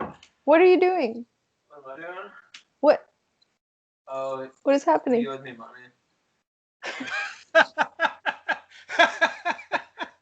What? Okay. Is that all? Is that all? Is that it? Okay. All right. Okay, goodbye. Okay. That's the best reason for somebody. Because there's no other way that's been invented to exchange money. Okay. Here is a description of this perfume. It is heavy on warm, creamy base notes like musk, ambrette, and ambrox. That's how I've been described in the past. Yes. I don't really know what that means, but that does actually the only thing that I would agree with there is like it does smell like warmer and more creamy. It does smell like I don't know. I feel like when I wear it, it smells like not a perfume. It just smells like a good smell on a person. I don't know. I'm describing this really badly. A lotion with warm, creamy base notes. Exactly. Yeah. It's just like it doesn't when it hits your nose, it doesn't smell like oh yeah, I'm like smelling a perfume. It's just kind of oh nice. But that's the only one that I've really enjoyed. There's another one. Shoot, I can't remember the brand. I want to say Milk and Honey. That's not the brand though. Okay. Whatever. Was that what the scent was called? No, that's not the scent either. It's because I have a Milk and Honey lotion that isn't bad. I do like things. I do usually like things that are like scented, like Milk and Honey. I think it usually just smells kind of like vaguely soft and sweet and warm. Mm-hmm. So yeah, I tend to not like very strong floral or anything really strong. I like it to be pretty subtle. Well, see, I have a different you probably wouldn't like half of the stuff that I use for scents, but for a long time I didn't use anything. But I would go. You could get like these little like 1 or 2 ounce bottles with like a roller, so like the liquid deodorant style, but like very tiny. And so it was like a glass bead roller in the top of this bottle, and you could go get just straight oils from this place down by the Pike Place Market. Ooh. And I dated somebody who worked there briefly, but I also knew the owner for a while. She doesn't remember me, but she's one of those people who's like in her, gotta be like her 60s or so, and as soon as somebody has left, she like resets. Also, I looked different often for a while, so it was just tall white guy essentially. But I would go get 3 different like oils mixed together and use that for like a while at a time. And I would get things like, I had one I liked a lot that was like citrus, clove, and cedar, I think. That Which, sounds good. but it's strong. So like I would basically just barely touch my wrist, and then I would like use like less than a drop of it, and it would be like noticeable. Like I went to a cafe on my way to work because that was at a point where I was walking like miles to get to work with buses. And so I would stop at this cafe in the morning, and I didn't know how to take it at the start, but like people would compliment me on that smell sometimes, but like it's in a cafe across the table. So I kept trying to like use less and less of it because I was like, this clearly smells too much. But like nobody else tended to notice. So like it was a weird thing. I did work at a place briefly where I worked next to another person named Jesse, who was like the most like consistently obnoxious person, and learned a lot of weird stuff about them because I don't know if it's talent, but I do definitely have a history of people telling me way too much about themselves. And so I learned a lot of things that were like, oh, that's not a thing that people should really know about, is it? But there was one day where I like came in and like they hadn't smelled it forever, or like they never noticed it until that day, and they just spent the entire day complaining about this smell, but it was the same smell as every other day. So I don't know. It's very weird. But what I transitioned to after that is something I got as a gift first, and I've just kind of used it occasionally when I have something I'm doing. Otherwise, I don't really wear anything now, but it is a neutral perfume for like men or women. Like it's specifically, it's like in a green bottle. It's like herbal themed. It's a French name, and it's really just like it. To me, it smells like a very slight smell that you would smell if you were in an herb garden, and that's it. And I like that one a lot. It's very like inoffensive, and there's not really a time that it doesn't work. Like it's never the perfect scent for anything, because it reminds me most of like just being outside alone. But it works really well for like, I would like something to, usually like perfume for me is like to show people that I give a shit.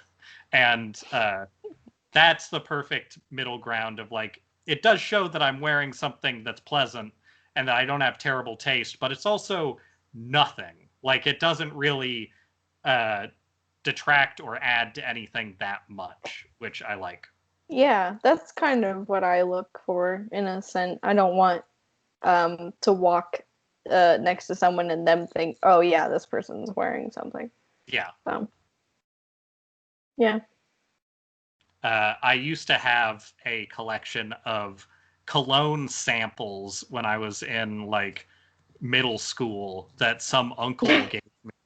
and I used those for events for a while, and that is how I discovered that most colognes and scents for men smell not great. Like there's definitely the standard cologne, like, hey, this is just brute. And it's like, that's fine. It doesn't smell bad. It just doesn't smell like anything that's like unique. But some of those were things where it was like, this actively smells like metal and like cinnamon. Like just the weirdest, like it's not bad, but I would never smell this and go like, nice choice. It would just be like, is that like the scent of gun? Like I don't know what this is for. It's steel and guns. It's what it smelled like. Like there was a metallic tinge to it that's like, I don't know if you're trying to smell like blood or what, but it's not appealing really. But most of the stuff was stuff I tried while I was like going to like band concerts and stuff. So like I would be up in a crowd of people blowing through a tube, and like you're never gonna have to worry about like a light cologne amount because like there's so many weird smells in a orchestra in the first place. Somebody behind you is blowing hot air through like a giant metal hose just all over the place, and like you'll never be picked out of a crowd that way.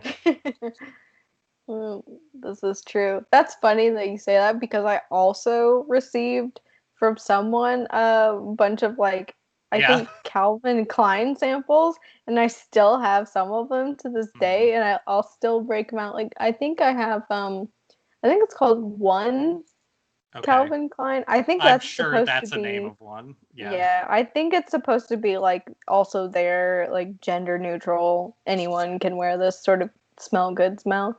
Yeah. And it kind of smells just generally like a clean person. Yeah. But it's not like as innocuous as I would prefer, so I don't wear it a lot, but I still do have it because I remember being a kid thinking that the tiny bottles were like the coolest fucking shit in the entire world. So there's a very emo part of my life when I was like going through a bunch of like medications, trying to figure stuff out and all of that, and probably one of the most unpleasantly expensive times of my young life for my parents. And I just have a vision of me painting a painting that an old lady would paint because that's who I was learning with in my room with like little bottles of colognes that I had, and like listening to like weird fucking music with a cat, like usually painting something that I was like gonna gift to somebody awkwardly because I didn't know how to talk to people or something like that. That's the era I think of when I think of those little perfume bottle things. Yeah. It's a proud time. A proud time. Yeah. So I also want to objectify men a little bit. So the last week I've had this weird thing. I keep thinking about men and their faces. The way that like you could do this with women too, but like specifically men, because they're usually like they don't have a lot of like interesting makeup. They don't have a lot of like interesting hairstyles. Men are kind of the shape of their head and maybe their shoulders, and then like are they fit enough to pass, and that's like it for like famous men. And I was thinking about it, and the range of men goes from round-faced boys to sharp-faced boys. And the weird reason why I started thinking about this is because I saw that Solo movie when it came out like a few years ago. The guy that they picked to play Han Solo is just bad for Han Solo. And like I remember them talking about like kind of making excuses like, well, he's also taking lessons. He was perfect for it, but he's taking acting lessons during the movie because we want him to be as good as possible, and everybody took that as like, so he's not a good actor, you just kind of picked him for his look. But he looks nothing like Harrison Ford or like somebody who could be related to Harrison Ford. He just looks wrong. And my thought on it, granted, this is at like 2 a.m. or later on some fucking night. My thought on it is like he has a round face. Like he has a round face boy look. And Harrison Ford is like, he's not a Cumberbatch, he's not a Redmayne, and he's not a Hiddleston, but he's a sharp-faced boy in a lot of ways. Mm-hmm. And you can't mash them together. Like, nobody starts as a round-faced boy past the age of, like, 10 and becomes a sharp-faced boy. That's not how it works. And then I was also thinking a lot about Cool World, because my mind is like a dumpster fire most of the time. And, like, how Brad Pitt was, like, the epitome of sexy for a lot of people. And the other person who started coming up as the same thing was Leonardo DiCaprio, like around, like just after that. And they're both round-faced boys. Like, they both are round-headed guys. And I want to know what you think about this weird fucking scale, because I feel like sharp-faced boys are never the hot ones past being, like, this weird, like, sort of unknowable, like, oh, they're maybe dangerous, but they're mysterious. They've got that long face. But round-faced boys are always, like, the approachable, like, well, obviously the round-faced boys are the hot ones. And I was thinking about, like, in school even, and that worked there, too. If you had a round fucking head, but you weren't horrible to look at, people were like, wow, I can't wait for that. Now, most people, I realize, fall kind of in the middle. Like, I am, like, not the center, but I'm definitely, like, heart-shaped when it comes to, like, head, or like a squeezed trapezoid of kinds. Like, I don't fall into either category, but, like, most of the people that you see that are, like, bad actors that you never know the name of but are in movies are close to the edges, and then the people who are really, really well liked are just in those edges. And I don't understand it, but I think it's really interesting how face shape seems to be, like, a huge point of opinion on people that's pretty consistent. Like, I know the whole, like, if you're even on the two sides, if you have a nice, even face about you, that often helps for, like, attractiveness. But, like, why are all these round boys so popular? I thought that was, like, weird when I was younger, but I couldn't put my finger on it. But, like, Leonardo DiCaprio looks like a fucking mannequin, and so does Brad Pitt. Like, they don't have a lot of, like, extra features. They're just sort of round, and they're symmetrically round, and people are just like, God damn, those boys are hot. It's so weird to me. But it's not because, like, I'm right and other people are wrong. It's how it works. There's something about it that I can't comprehend, and I really am interested in this for seemingly no reason lately.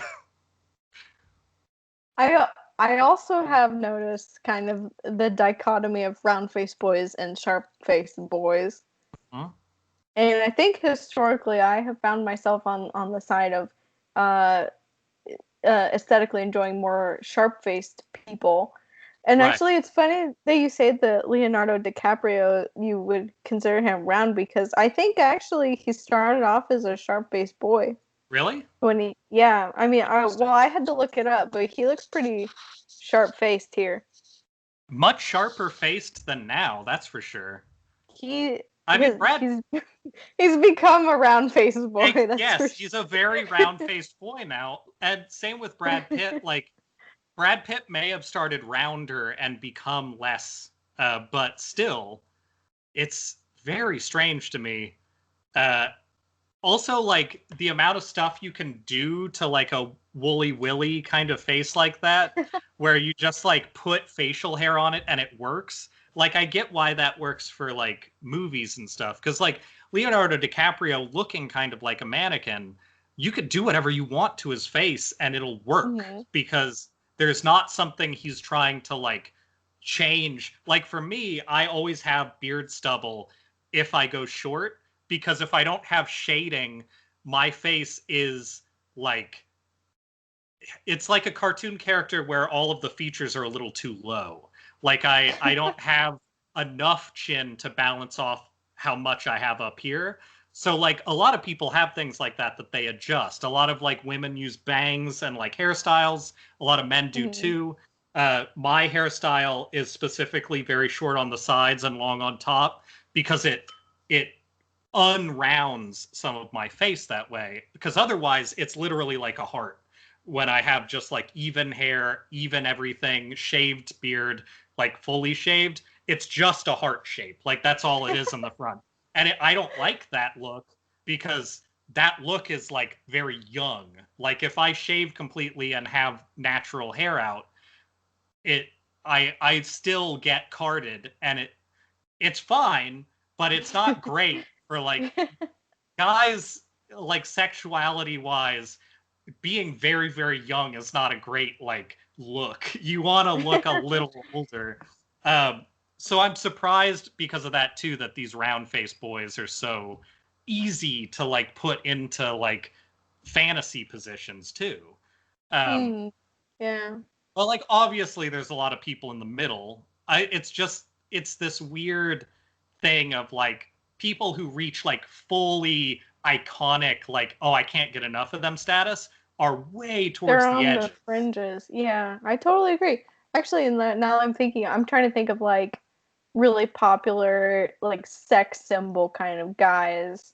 I mean, this is very specific, I think, to like people born in 1997, but maybe like Zac Efron. He's definitely a round-faced boy for sure. Right. And he's, I think, reached that kind of status. Well, and Channing Tatum's a pretty round-faced boy. Yeah. Like, and what about like RDJ? Is he? I think he's sharp. I think he's sharp. He might be in the middle, actually. He might be in the very center. He and Channing Tatum might be sitting in the center. But at the same time, if you're in the center, you're still like, I don't know, you're a pleasing mix, I guess. Like, obviously, this has no scientific component. It's just like, this is very scientific. Yeah, it's just a weird thing to me because like Twilight boy is a sharp-faced boy for sure. But like, I'm sure that this applies to women too. You have your like, I don't want to say Tilda Swinton's necessarily a lot of people's like wet dream, but she could be. I don't know. I don't know. I'm having a hard time picturing Tilda Swinton. Oh, Tilda Swinton.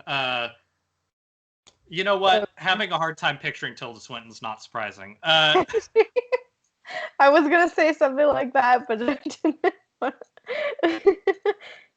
didn't. She has a very just. It makes sense that she's an actor. Yeah. I'll just say that.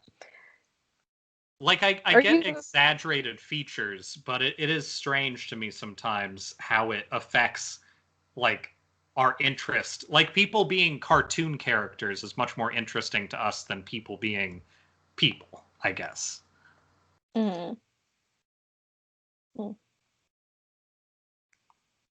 Interesting. I think this does apply to women as well, but in a different way. I think like I'm having a hard time coming up with extremes. So I would say like in Olivia Wilde, she has a very angular face. Yeah, a Lady Gaga. Gaga, yeah. Madonna's sort of a round-faced lady, I feel like. But women are often encouraged to be thinner. So I think if you were able to take people and make them like average weight and base their face shape off of that, you would probably see a lot more consistency in some of this. But because people are encouraged to like be very gaunt at different times during like their life, that also kind of throws a wrench in it. Because I feel like that picture of Man in the Iron Mask that you showed me, Leonardo DiCaprio. Don't He worry. looks pretty gaunt in that picture. But like, if he were eating like a normal person and like living like a normal person, I feel like he would look more like he does now then. Yeah. Sure. Yeah. I don't know. I don't know. I will never know. It is interesting to hear different people's preferences about that scale, because I think I've been since we're talking about like how women are probably influenced to be more on the like angular bone structure showing side of that spectrum. I think that definitely has influenced me a lot, because I think I've always thought more angular faces, to me, I've always thought is just more attractive. Like your Olivia Wildes and your Tom Hiddlestons, I don't know, whatever. But yeah. But there are a lot of like round-faced people that I also find attractive. But I think what I associate with very angular faces is like modeling and high fashion, because of like them being like very, very skinny. So like those the European fashion magazines where they have a lot of toplessness definitely have a lot of sharp-faced women. Yes. But then like a lot of American like more subdued modeling from like the thousands, a lot more like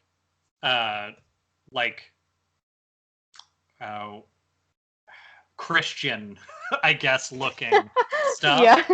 But at the same time, a lot of like younger, rounder looking faces, which I think a lot of times in fashion we only associate with youth because that's like the only time you can't make people gaunt. And that seems to be our beauty standard.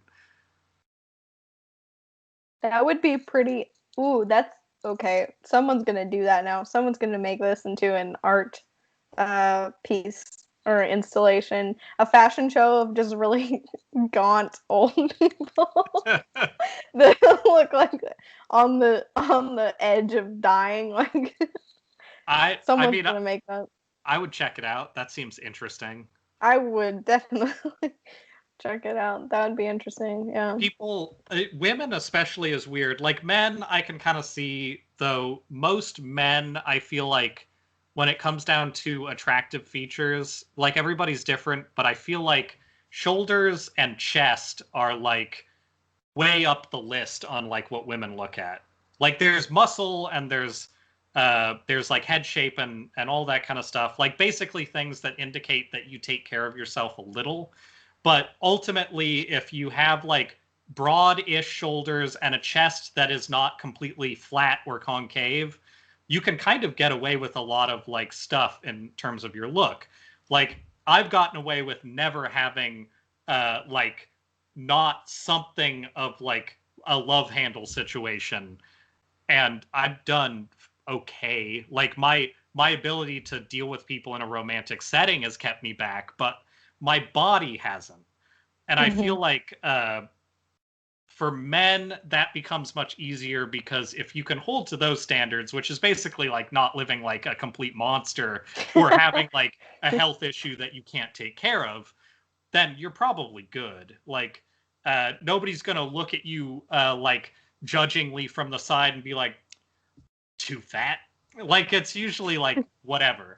But for women, I've never understood it, because like all people are shaped all kinds of ways, but the idea of women having like thin arms and like thinner legs and like thinner bodies kind of disrupts the whole thing that like men typically look at, which is tits and ass, which are like as soon as you make all that stuff thin, that's why everybody is like so weird and normalized with like augmentations and stuff, because it's like you can't be that and not have like, you know, if it were an honest world without like the, not that it's dishonest, like I know plenty of people who just felt like getting augmentations or reductions on whatever, but like the idea of trying to look at women objectively and like the pieces that you like and having it be skinny and like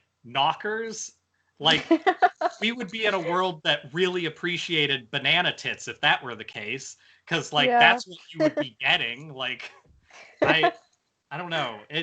Beauty standards are all fucked up anyway, but it is funny to me how much we've just mixed and matched all these different things that I guess we're supposed to have all of, but like my torso will never not go from my legs, well, I guess a little bit, my legs to my torso.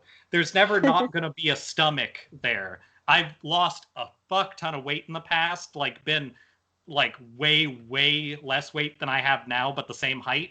That never goes away. It's never different. Like, and lots of people have it way harder than I do on that stuff. Like, at least I'm tall. At least I can kind of like make that work.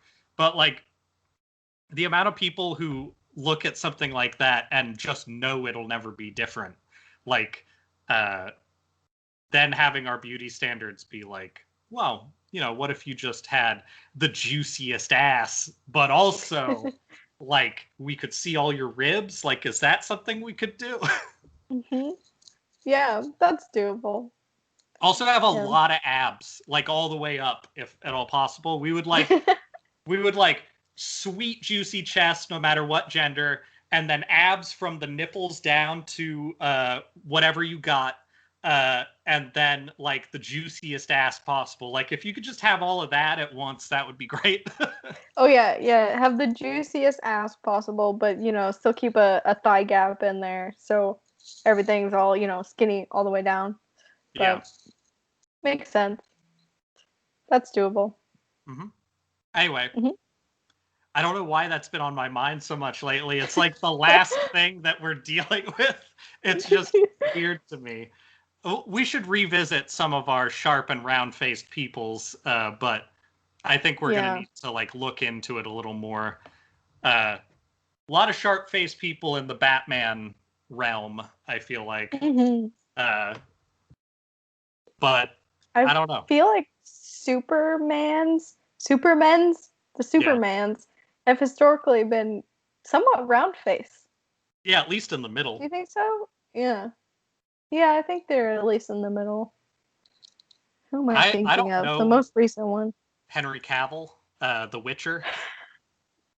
Oh, yeah. That guy's got a juicy ass. Yeah, that's true. Yeah, I think he's pretty decently in the middle, maybe leaning towards sharp face. At least in The Witcher, he was pretty sharp-faced boy. Yeah, Geralt is a sharper lad. That is true. Yeah. I bet there's a lot that comes from... I know when you build muscle, you often start getting more and more like features that you could consider chiseled that come up like through neck muscles and how it interacts with your face. So it's always weirded me out how like the more muscle you get, the more your jaw like sort of muscles up too. Human bodies are a nightmare, but it is interesting to think about.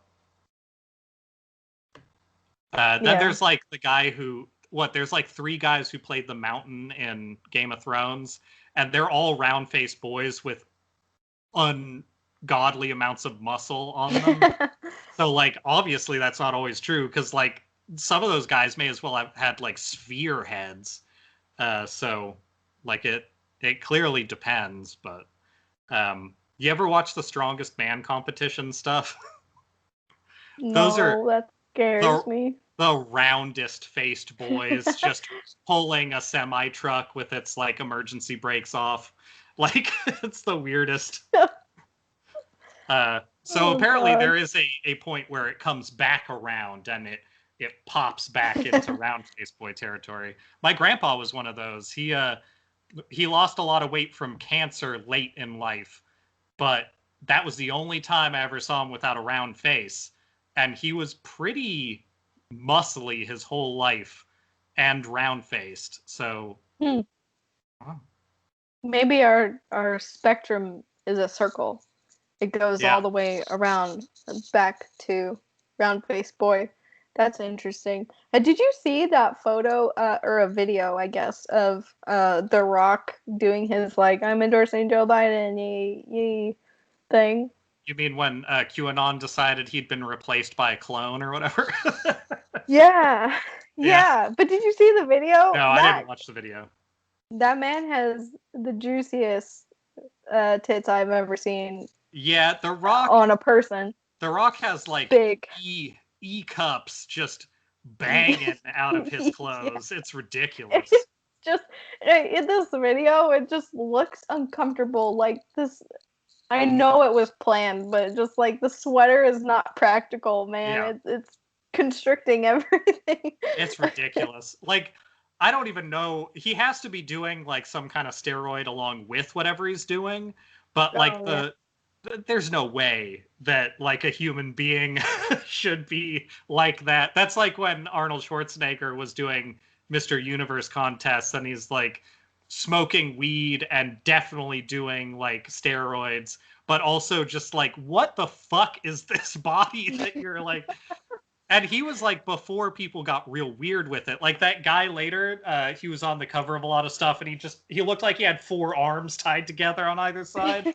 And like, he won, I think, Mr. Universe a couple times. And like, that dude, like a couple years ago was out like, yeah, I was doing steroids all the time. Like, all those people are doing that. But at the same time, like, it's hard to comprehend exactly what you do with a body like that. Like, you declare it Mr. Universe, obviously. Like, I want to see Dwayne Johnson touch his hands behind his back, you know? Like, how would he do any of that shit? It's impossible. Or at least, at the very least, very uncomfortable. I can't imagine. I think there's too much meat. I think his head would fly off. So I don't even know where to place him. I don't think he's... I think he's probably in the realm of made the full trip back to round face boy, because his whole head looks like a thumb. Yeah, because it's made out of muscle. It's true. Thumb face and round face might be really similar. Man, I don't know. Well, we're really breaking down stereotypes and all that. Well, if we can't objectify people, what's the point? True. Well, speaking of objects, I'm going to take a moment here and see what probably pretty simple thing I'm going to be eating for dinner. Now, to make that potentially more entertaining, I could send you something to read, or you could read a little bit of the Twilight action, if you were so inclined. I'm inclined to do that. Oh, I don't remember. Oh yeah, you should plug your shit in. Plug your stuff in, and I'm going to take my slide whistle over to the door and turn my outside light on. Okay.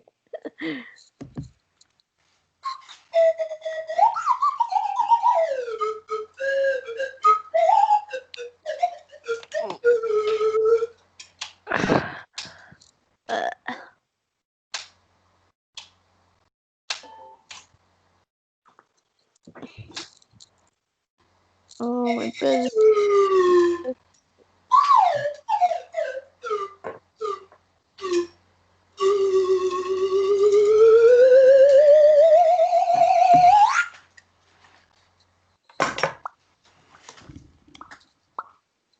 I've returned.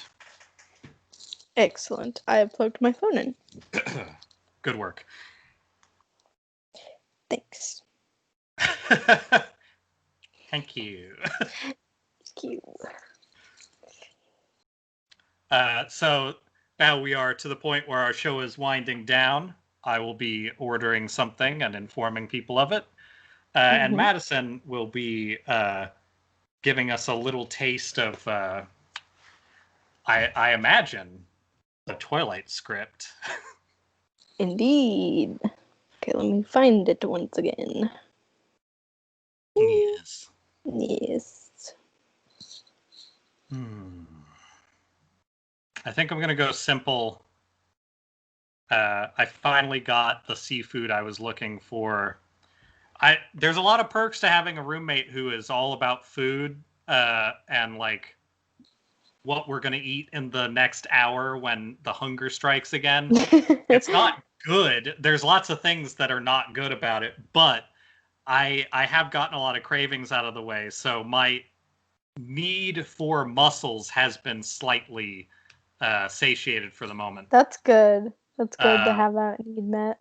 But it means I'm probably just going to get a burger, which, you know, there's good and bad things about that. But the good thing is I am not eating enough food, and I think that's probably the right call.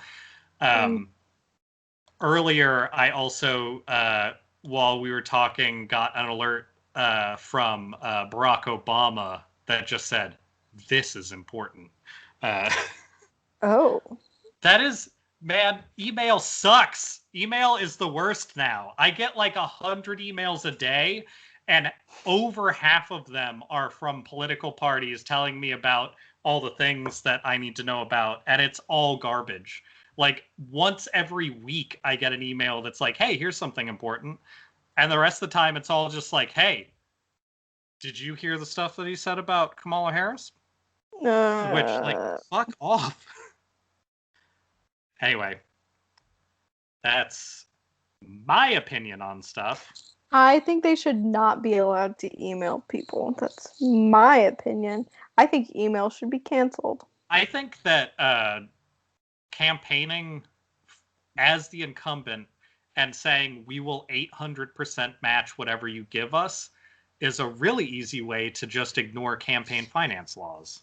Like, that is insane. Yeah.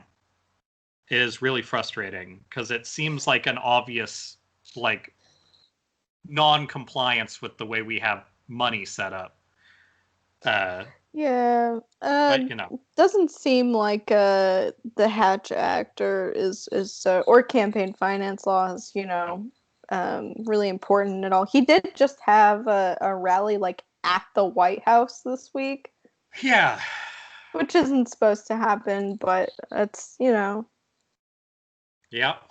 how it be. Also, just as a note, they did that whole, I think we talked about this, that fucking Michigan thing, we're gonna kidnap the mayor, yeah. was it? The mayor or the governor, and ignoring the entirely the same thing that was happening in Oregon because the AP and people who are related to socialists and Antifa were the people who figured that out and put all the information out and stopped it. And that happened at the exact same time as the one in Michigan, and they ignored it. They just focused on the other one because that one was maybe that one was more mainstream AP people. It's fucking frustrating that you can't even get press if you do the right thing because you might be related to people who aren't pro our weird two-party garbage. There is a burger that is 2 patties with mac and cheese in the middle. Go on. Just letting you know that. That's important to know. Yeah.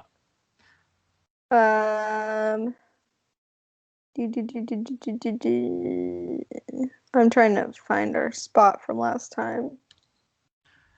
I mean, you can always jump forward. We don't have to read everything. It might not be that interesting for parts of it. Continuity is very important, Jesse. Continuity is very sexy. That's true. Oh, wait. What did Tyler do? I feel like it's right here. Wait. Who is Charlie? Never mind. I no longer care about continuity. All right, we're going to start at a dream sequence. Okay. On page 34. to anyone reading along with us. Okay. Dream sequence. This is underwater. Bella swims, white skin aglow, hair floating weightlessly, sensually. Suddenly, something blasts past her. She spins. It's gone.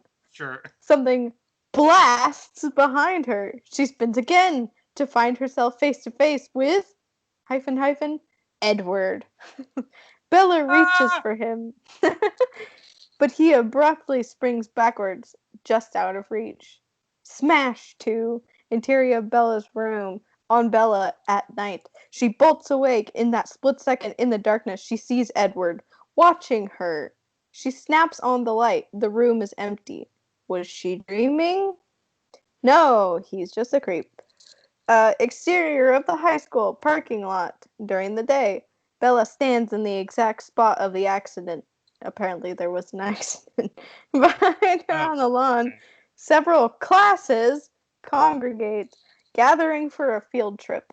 Mr. Molina is in charge. Mr. Molina, make sure I get your permission slips. Push in on Bella's face, staring at the skid marks on the pavement. Flash pop to the van reeling right for her. Flash pop to why is a flash What? pop? Flash pop! It's flash pop. Flash pop! Flash pop to Edward's hands stopping the van. Flash pop to there's 3 of them. Flash pop to Edward on top of her. The proximity electricity. Back on Bella, blushing at the memory. Then she sees. Wow, these fully capitalized words are very oddly chosen. Edward arrived with Alice and Jasper. She watches him, barely noticing, as Mike trots up to her. Mike, a la Dr. Frankenstein. Oh, he's talking like Dr. Frankenstein. Look, you're moving. You're alive. Bella, yeah, false alarm. Mike, actually, I'm glad you're not dead. 'Cause, well, that would suck. Plus, I wanted to ask you, even though it's like a month away, but Bella is distracted by Edward. Mike's voice dips as Bella stares across the lawn. Edward, head down, is in quiet conference with Jasper and Alice. Abruptly, he looks up as if listening to her and Mike, though he's too far away to hear. Bella quickly refocuses on Mike. Mike, so what do you think? You want to go to prom with me? Bella, realizing, horrified, prom, as in dance, I have to go somewhere to Jacksonville. Yeah. Mike, you can't go another weekend? Bella, non-refundable ticket. Maybe you should ask Jessica. Damn, that's cold. Sorry, Mike. It's rough business. Jacksonville is some serious business, I guess. Also, Jacksonville? Like Jacksonville, Florida? I From guess? Seattle? What Jacksonville? I don't think there's a Jacksonville anywhere near here. Did they? Oh no, because you read before and her mom was in Arizona, right? Yeah. Is there a Jacksonville, Arizona? Not that I'm aware of. Was her mom moving to Florida though? That might have been what was maybe happening. That might have been it. Okay. Mike follows Bella's eyes way across the lawn to Jessica. She smiles at him. Suddenly, Edward crosses in front of Jessica. He seems to be smirking. Okay. Inside of the community college greenhouse, on the field trip, Mr. Molina and a tour guide lead several dozen kids through the greenhouse. Bella keeps an eye on Edward, who's up ahead with Alice and Jasper. Mr. Molina demonstrates the compost machine as the students mess around. Mr. Molina, come on, Eric, stuff that compost down deep. That's it. Why do they do that? The machine gurgles and spins. Now Tyler, take a big steaming cup of compost tea. This is recycling at its most basic level. Hey, don't drink that. You just told him to drink it. When Bella sees Edward pause by an ancient staghorn fern alone, she takes a breath for courage and strides up to him. Is the Hello. staghorn fern important? I'm guessing it's just a big fern? Like, I don't know. Okay. I have no idea. That must be what they're called, but I know in Washington they have, like, big ferns. Maybe that's what they're called? I don't know. Huh.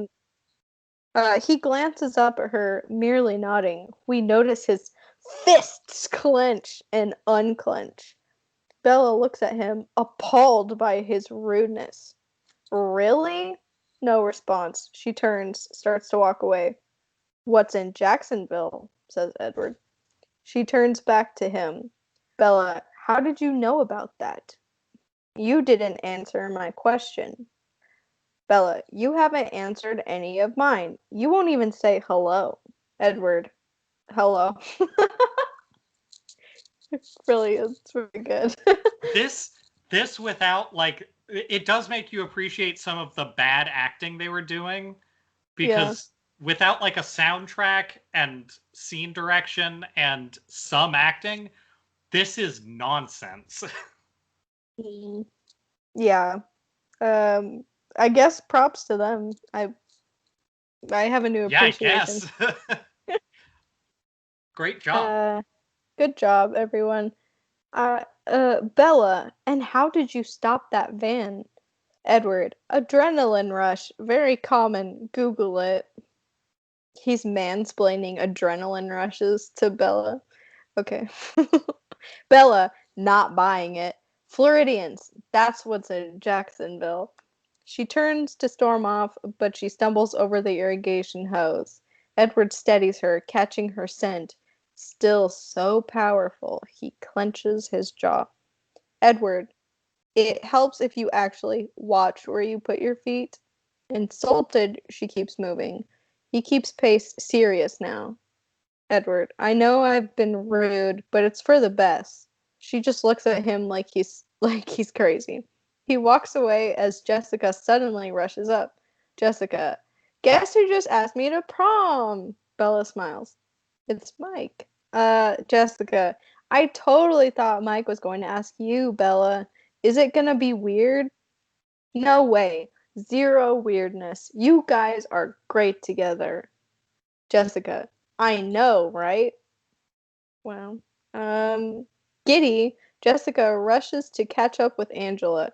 Bella heads out the door that leads to the exterior of the community college greenhouse, where everyone is looking at the compost worm box, grossing each other out with slimy creatures. As Bella backs away, Edward steps up. Bella, it would be better if we weren't friends. Bella, wounded. Too bad you didn't figure that out earlier. Okay. You aren't friends. I'm confused about that statement.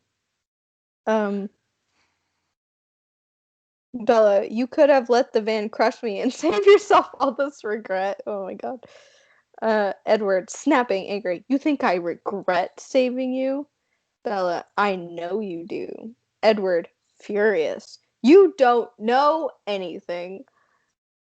His harshness stings her. Suddenly, Alice appears at Edward's side. She eyes Bella with curiosity. Alice, the bus is leaving. To Bella, hi, will you be riding with us? Edward, no, our bus is full. He purposefully walks Alice away, but he glances back at Bella with, is that ... remorse? She does not see it. How's the food ordering coming? I got it. It's boring. It's a burger and fries.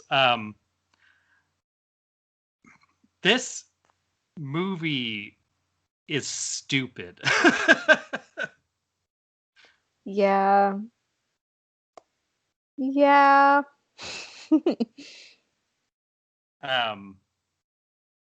like the more that I learn about like how it was written out, how the production seems to have gone, the like general things they focused on, it's just so,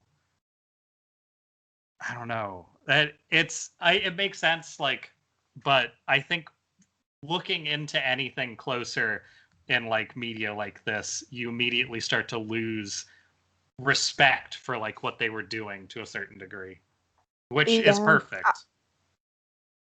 I don't. Actually, in this case, I think this might be one of the few times looking at a script will give you some respect for the film adaptation. Uh, because this is real bad. I mean, I've never read the actual book, so that's probably also real bad. Um, but I mean, it seems like they executed it pretty well while still making it actually interesting to watch. Um, I I think we're coming to a close here because my food's not interesting, but I just want to touch on the interior of Charlie's house in the kitchen in the evening for a moment. Oh, is that next? Okay. Bella enters, throws her book bag and coat, still angry. She starts upstairs, but Charlie enters from the kitchen. Your mother called again.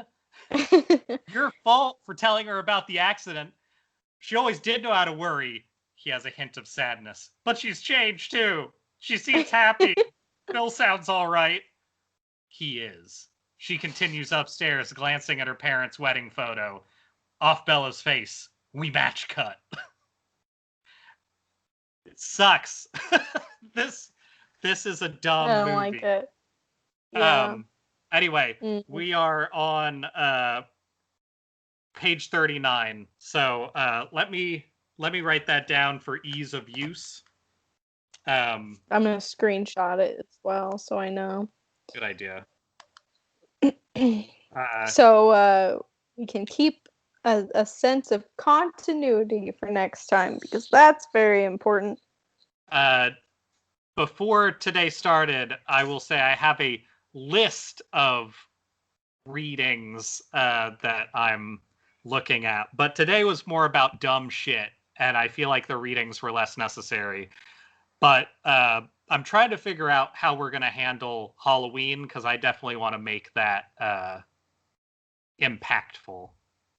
We're both big fans of Halloween, as any right-thinking person should be. So we got to make sure that we do it some justice. It might be fun to do kind of a throwback to our podcasting roots and rewatch some Halloween staple film and talk about it. Because I haven't seen a lot of them because they're satanic. So it would be like what's the one with the skeleton that everyone I'm describing every single Halloween film? The one with the skeleton. Jack Skellington? Oh, yeah. Nightmare Before Christmas. Yeah, I haven't seen that one. Or Coraline, I haven't seen that either. Coraline's not a Halloween movie. It is slightly spooky, but it takes place in like the summer, I think. But Nightmare Before Christmas is good because it's basically from Halloween to Christmas, so it's like very holidays. That one would be good, and I think we should think of another one because we're gonna need some practice for the Lifetime movies that are gonna happen because that's coming.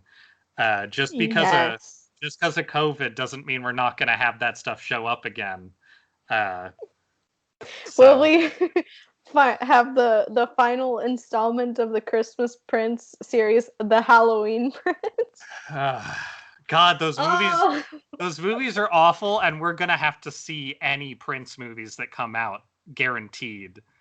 My big hope is for the Night movie to get a sequel, because that movie sucks, and it's still way better than the Prince movies, and I think another Night movie could be a really good addition. They both have Hudgens, right? Like they're both a Hudgens vehicle. Yeah, I think you're right. Yep. And if we can find a copy of it, we could always watch Beastly. Oh, we have to do that's an important one. That's important. That's Yeah. on my list for sure as a must. I have feelings about that movie. Some weird shit going on outside, but I don't think it's food related. Yes, I think we need to get some plans in there. If you want to give people the email, they could also potentially throw some stuff at us, but we might not listen. But feel free. Yes. If you would like to send us suggestions for what to watch, our email is it's this week's podcast at gmail.com, all one together. All one together. All one together. We also have an Instagram, which is at Vegeta 42069. All one So all one together. Uh-huh. That's what it sounds like. It's spooky out there. Yeah. So I look forward to using this more in the future. Now that there's a lot more of my face and skin exposed, it really reflects off it. So it glows. That's perfect for spooky time. Speaking of spooky time, if anybody wants to look into the Nixon and Trump conversations, that's spooky. It's the conversations of two rich assholes talking about each other and jerking each other off as pen pals. Like, there's nothing that interesting in there, but it is just that, like, they're basically just complimenting each other on how good they are at fucking people over for money, which gives you a pretty good background of exactly where we're at. So, also, that was like post-impeachment Nixon. Like, he was not the president anymore. So it is him in his full shittiness. Like, everybody knew who he was, and Trump was still like, "You're so great." So, you know, anybody who thinks he's there to clean up the swamp can fuck off. You can fuck off.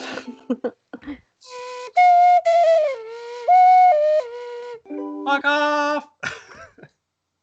Fuck off. Exactly. Someday we'll write a theme song just titled "Fuck Off." Yeah. Anyway. But for now, I'm gonna bejabbers out of here. Slam. And I'm going to be gone. Thoughts? Out of here. Mm-hmm. Agreed.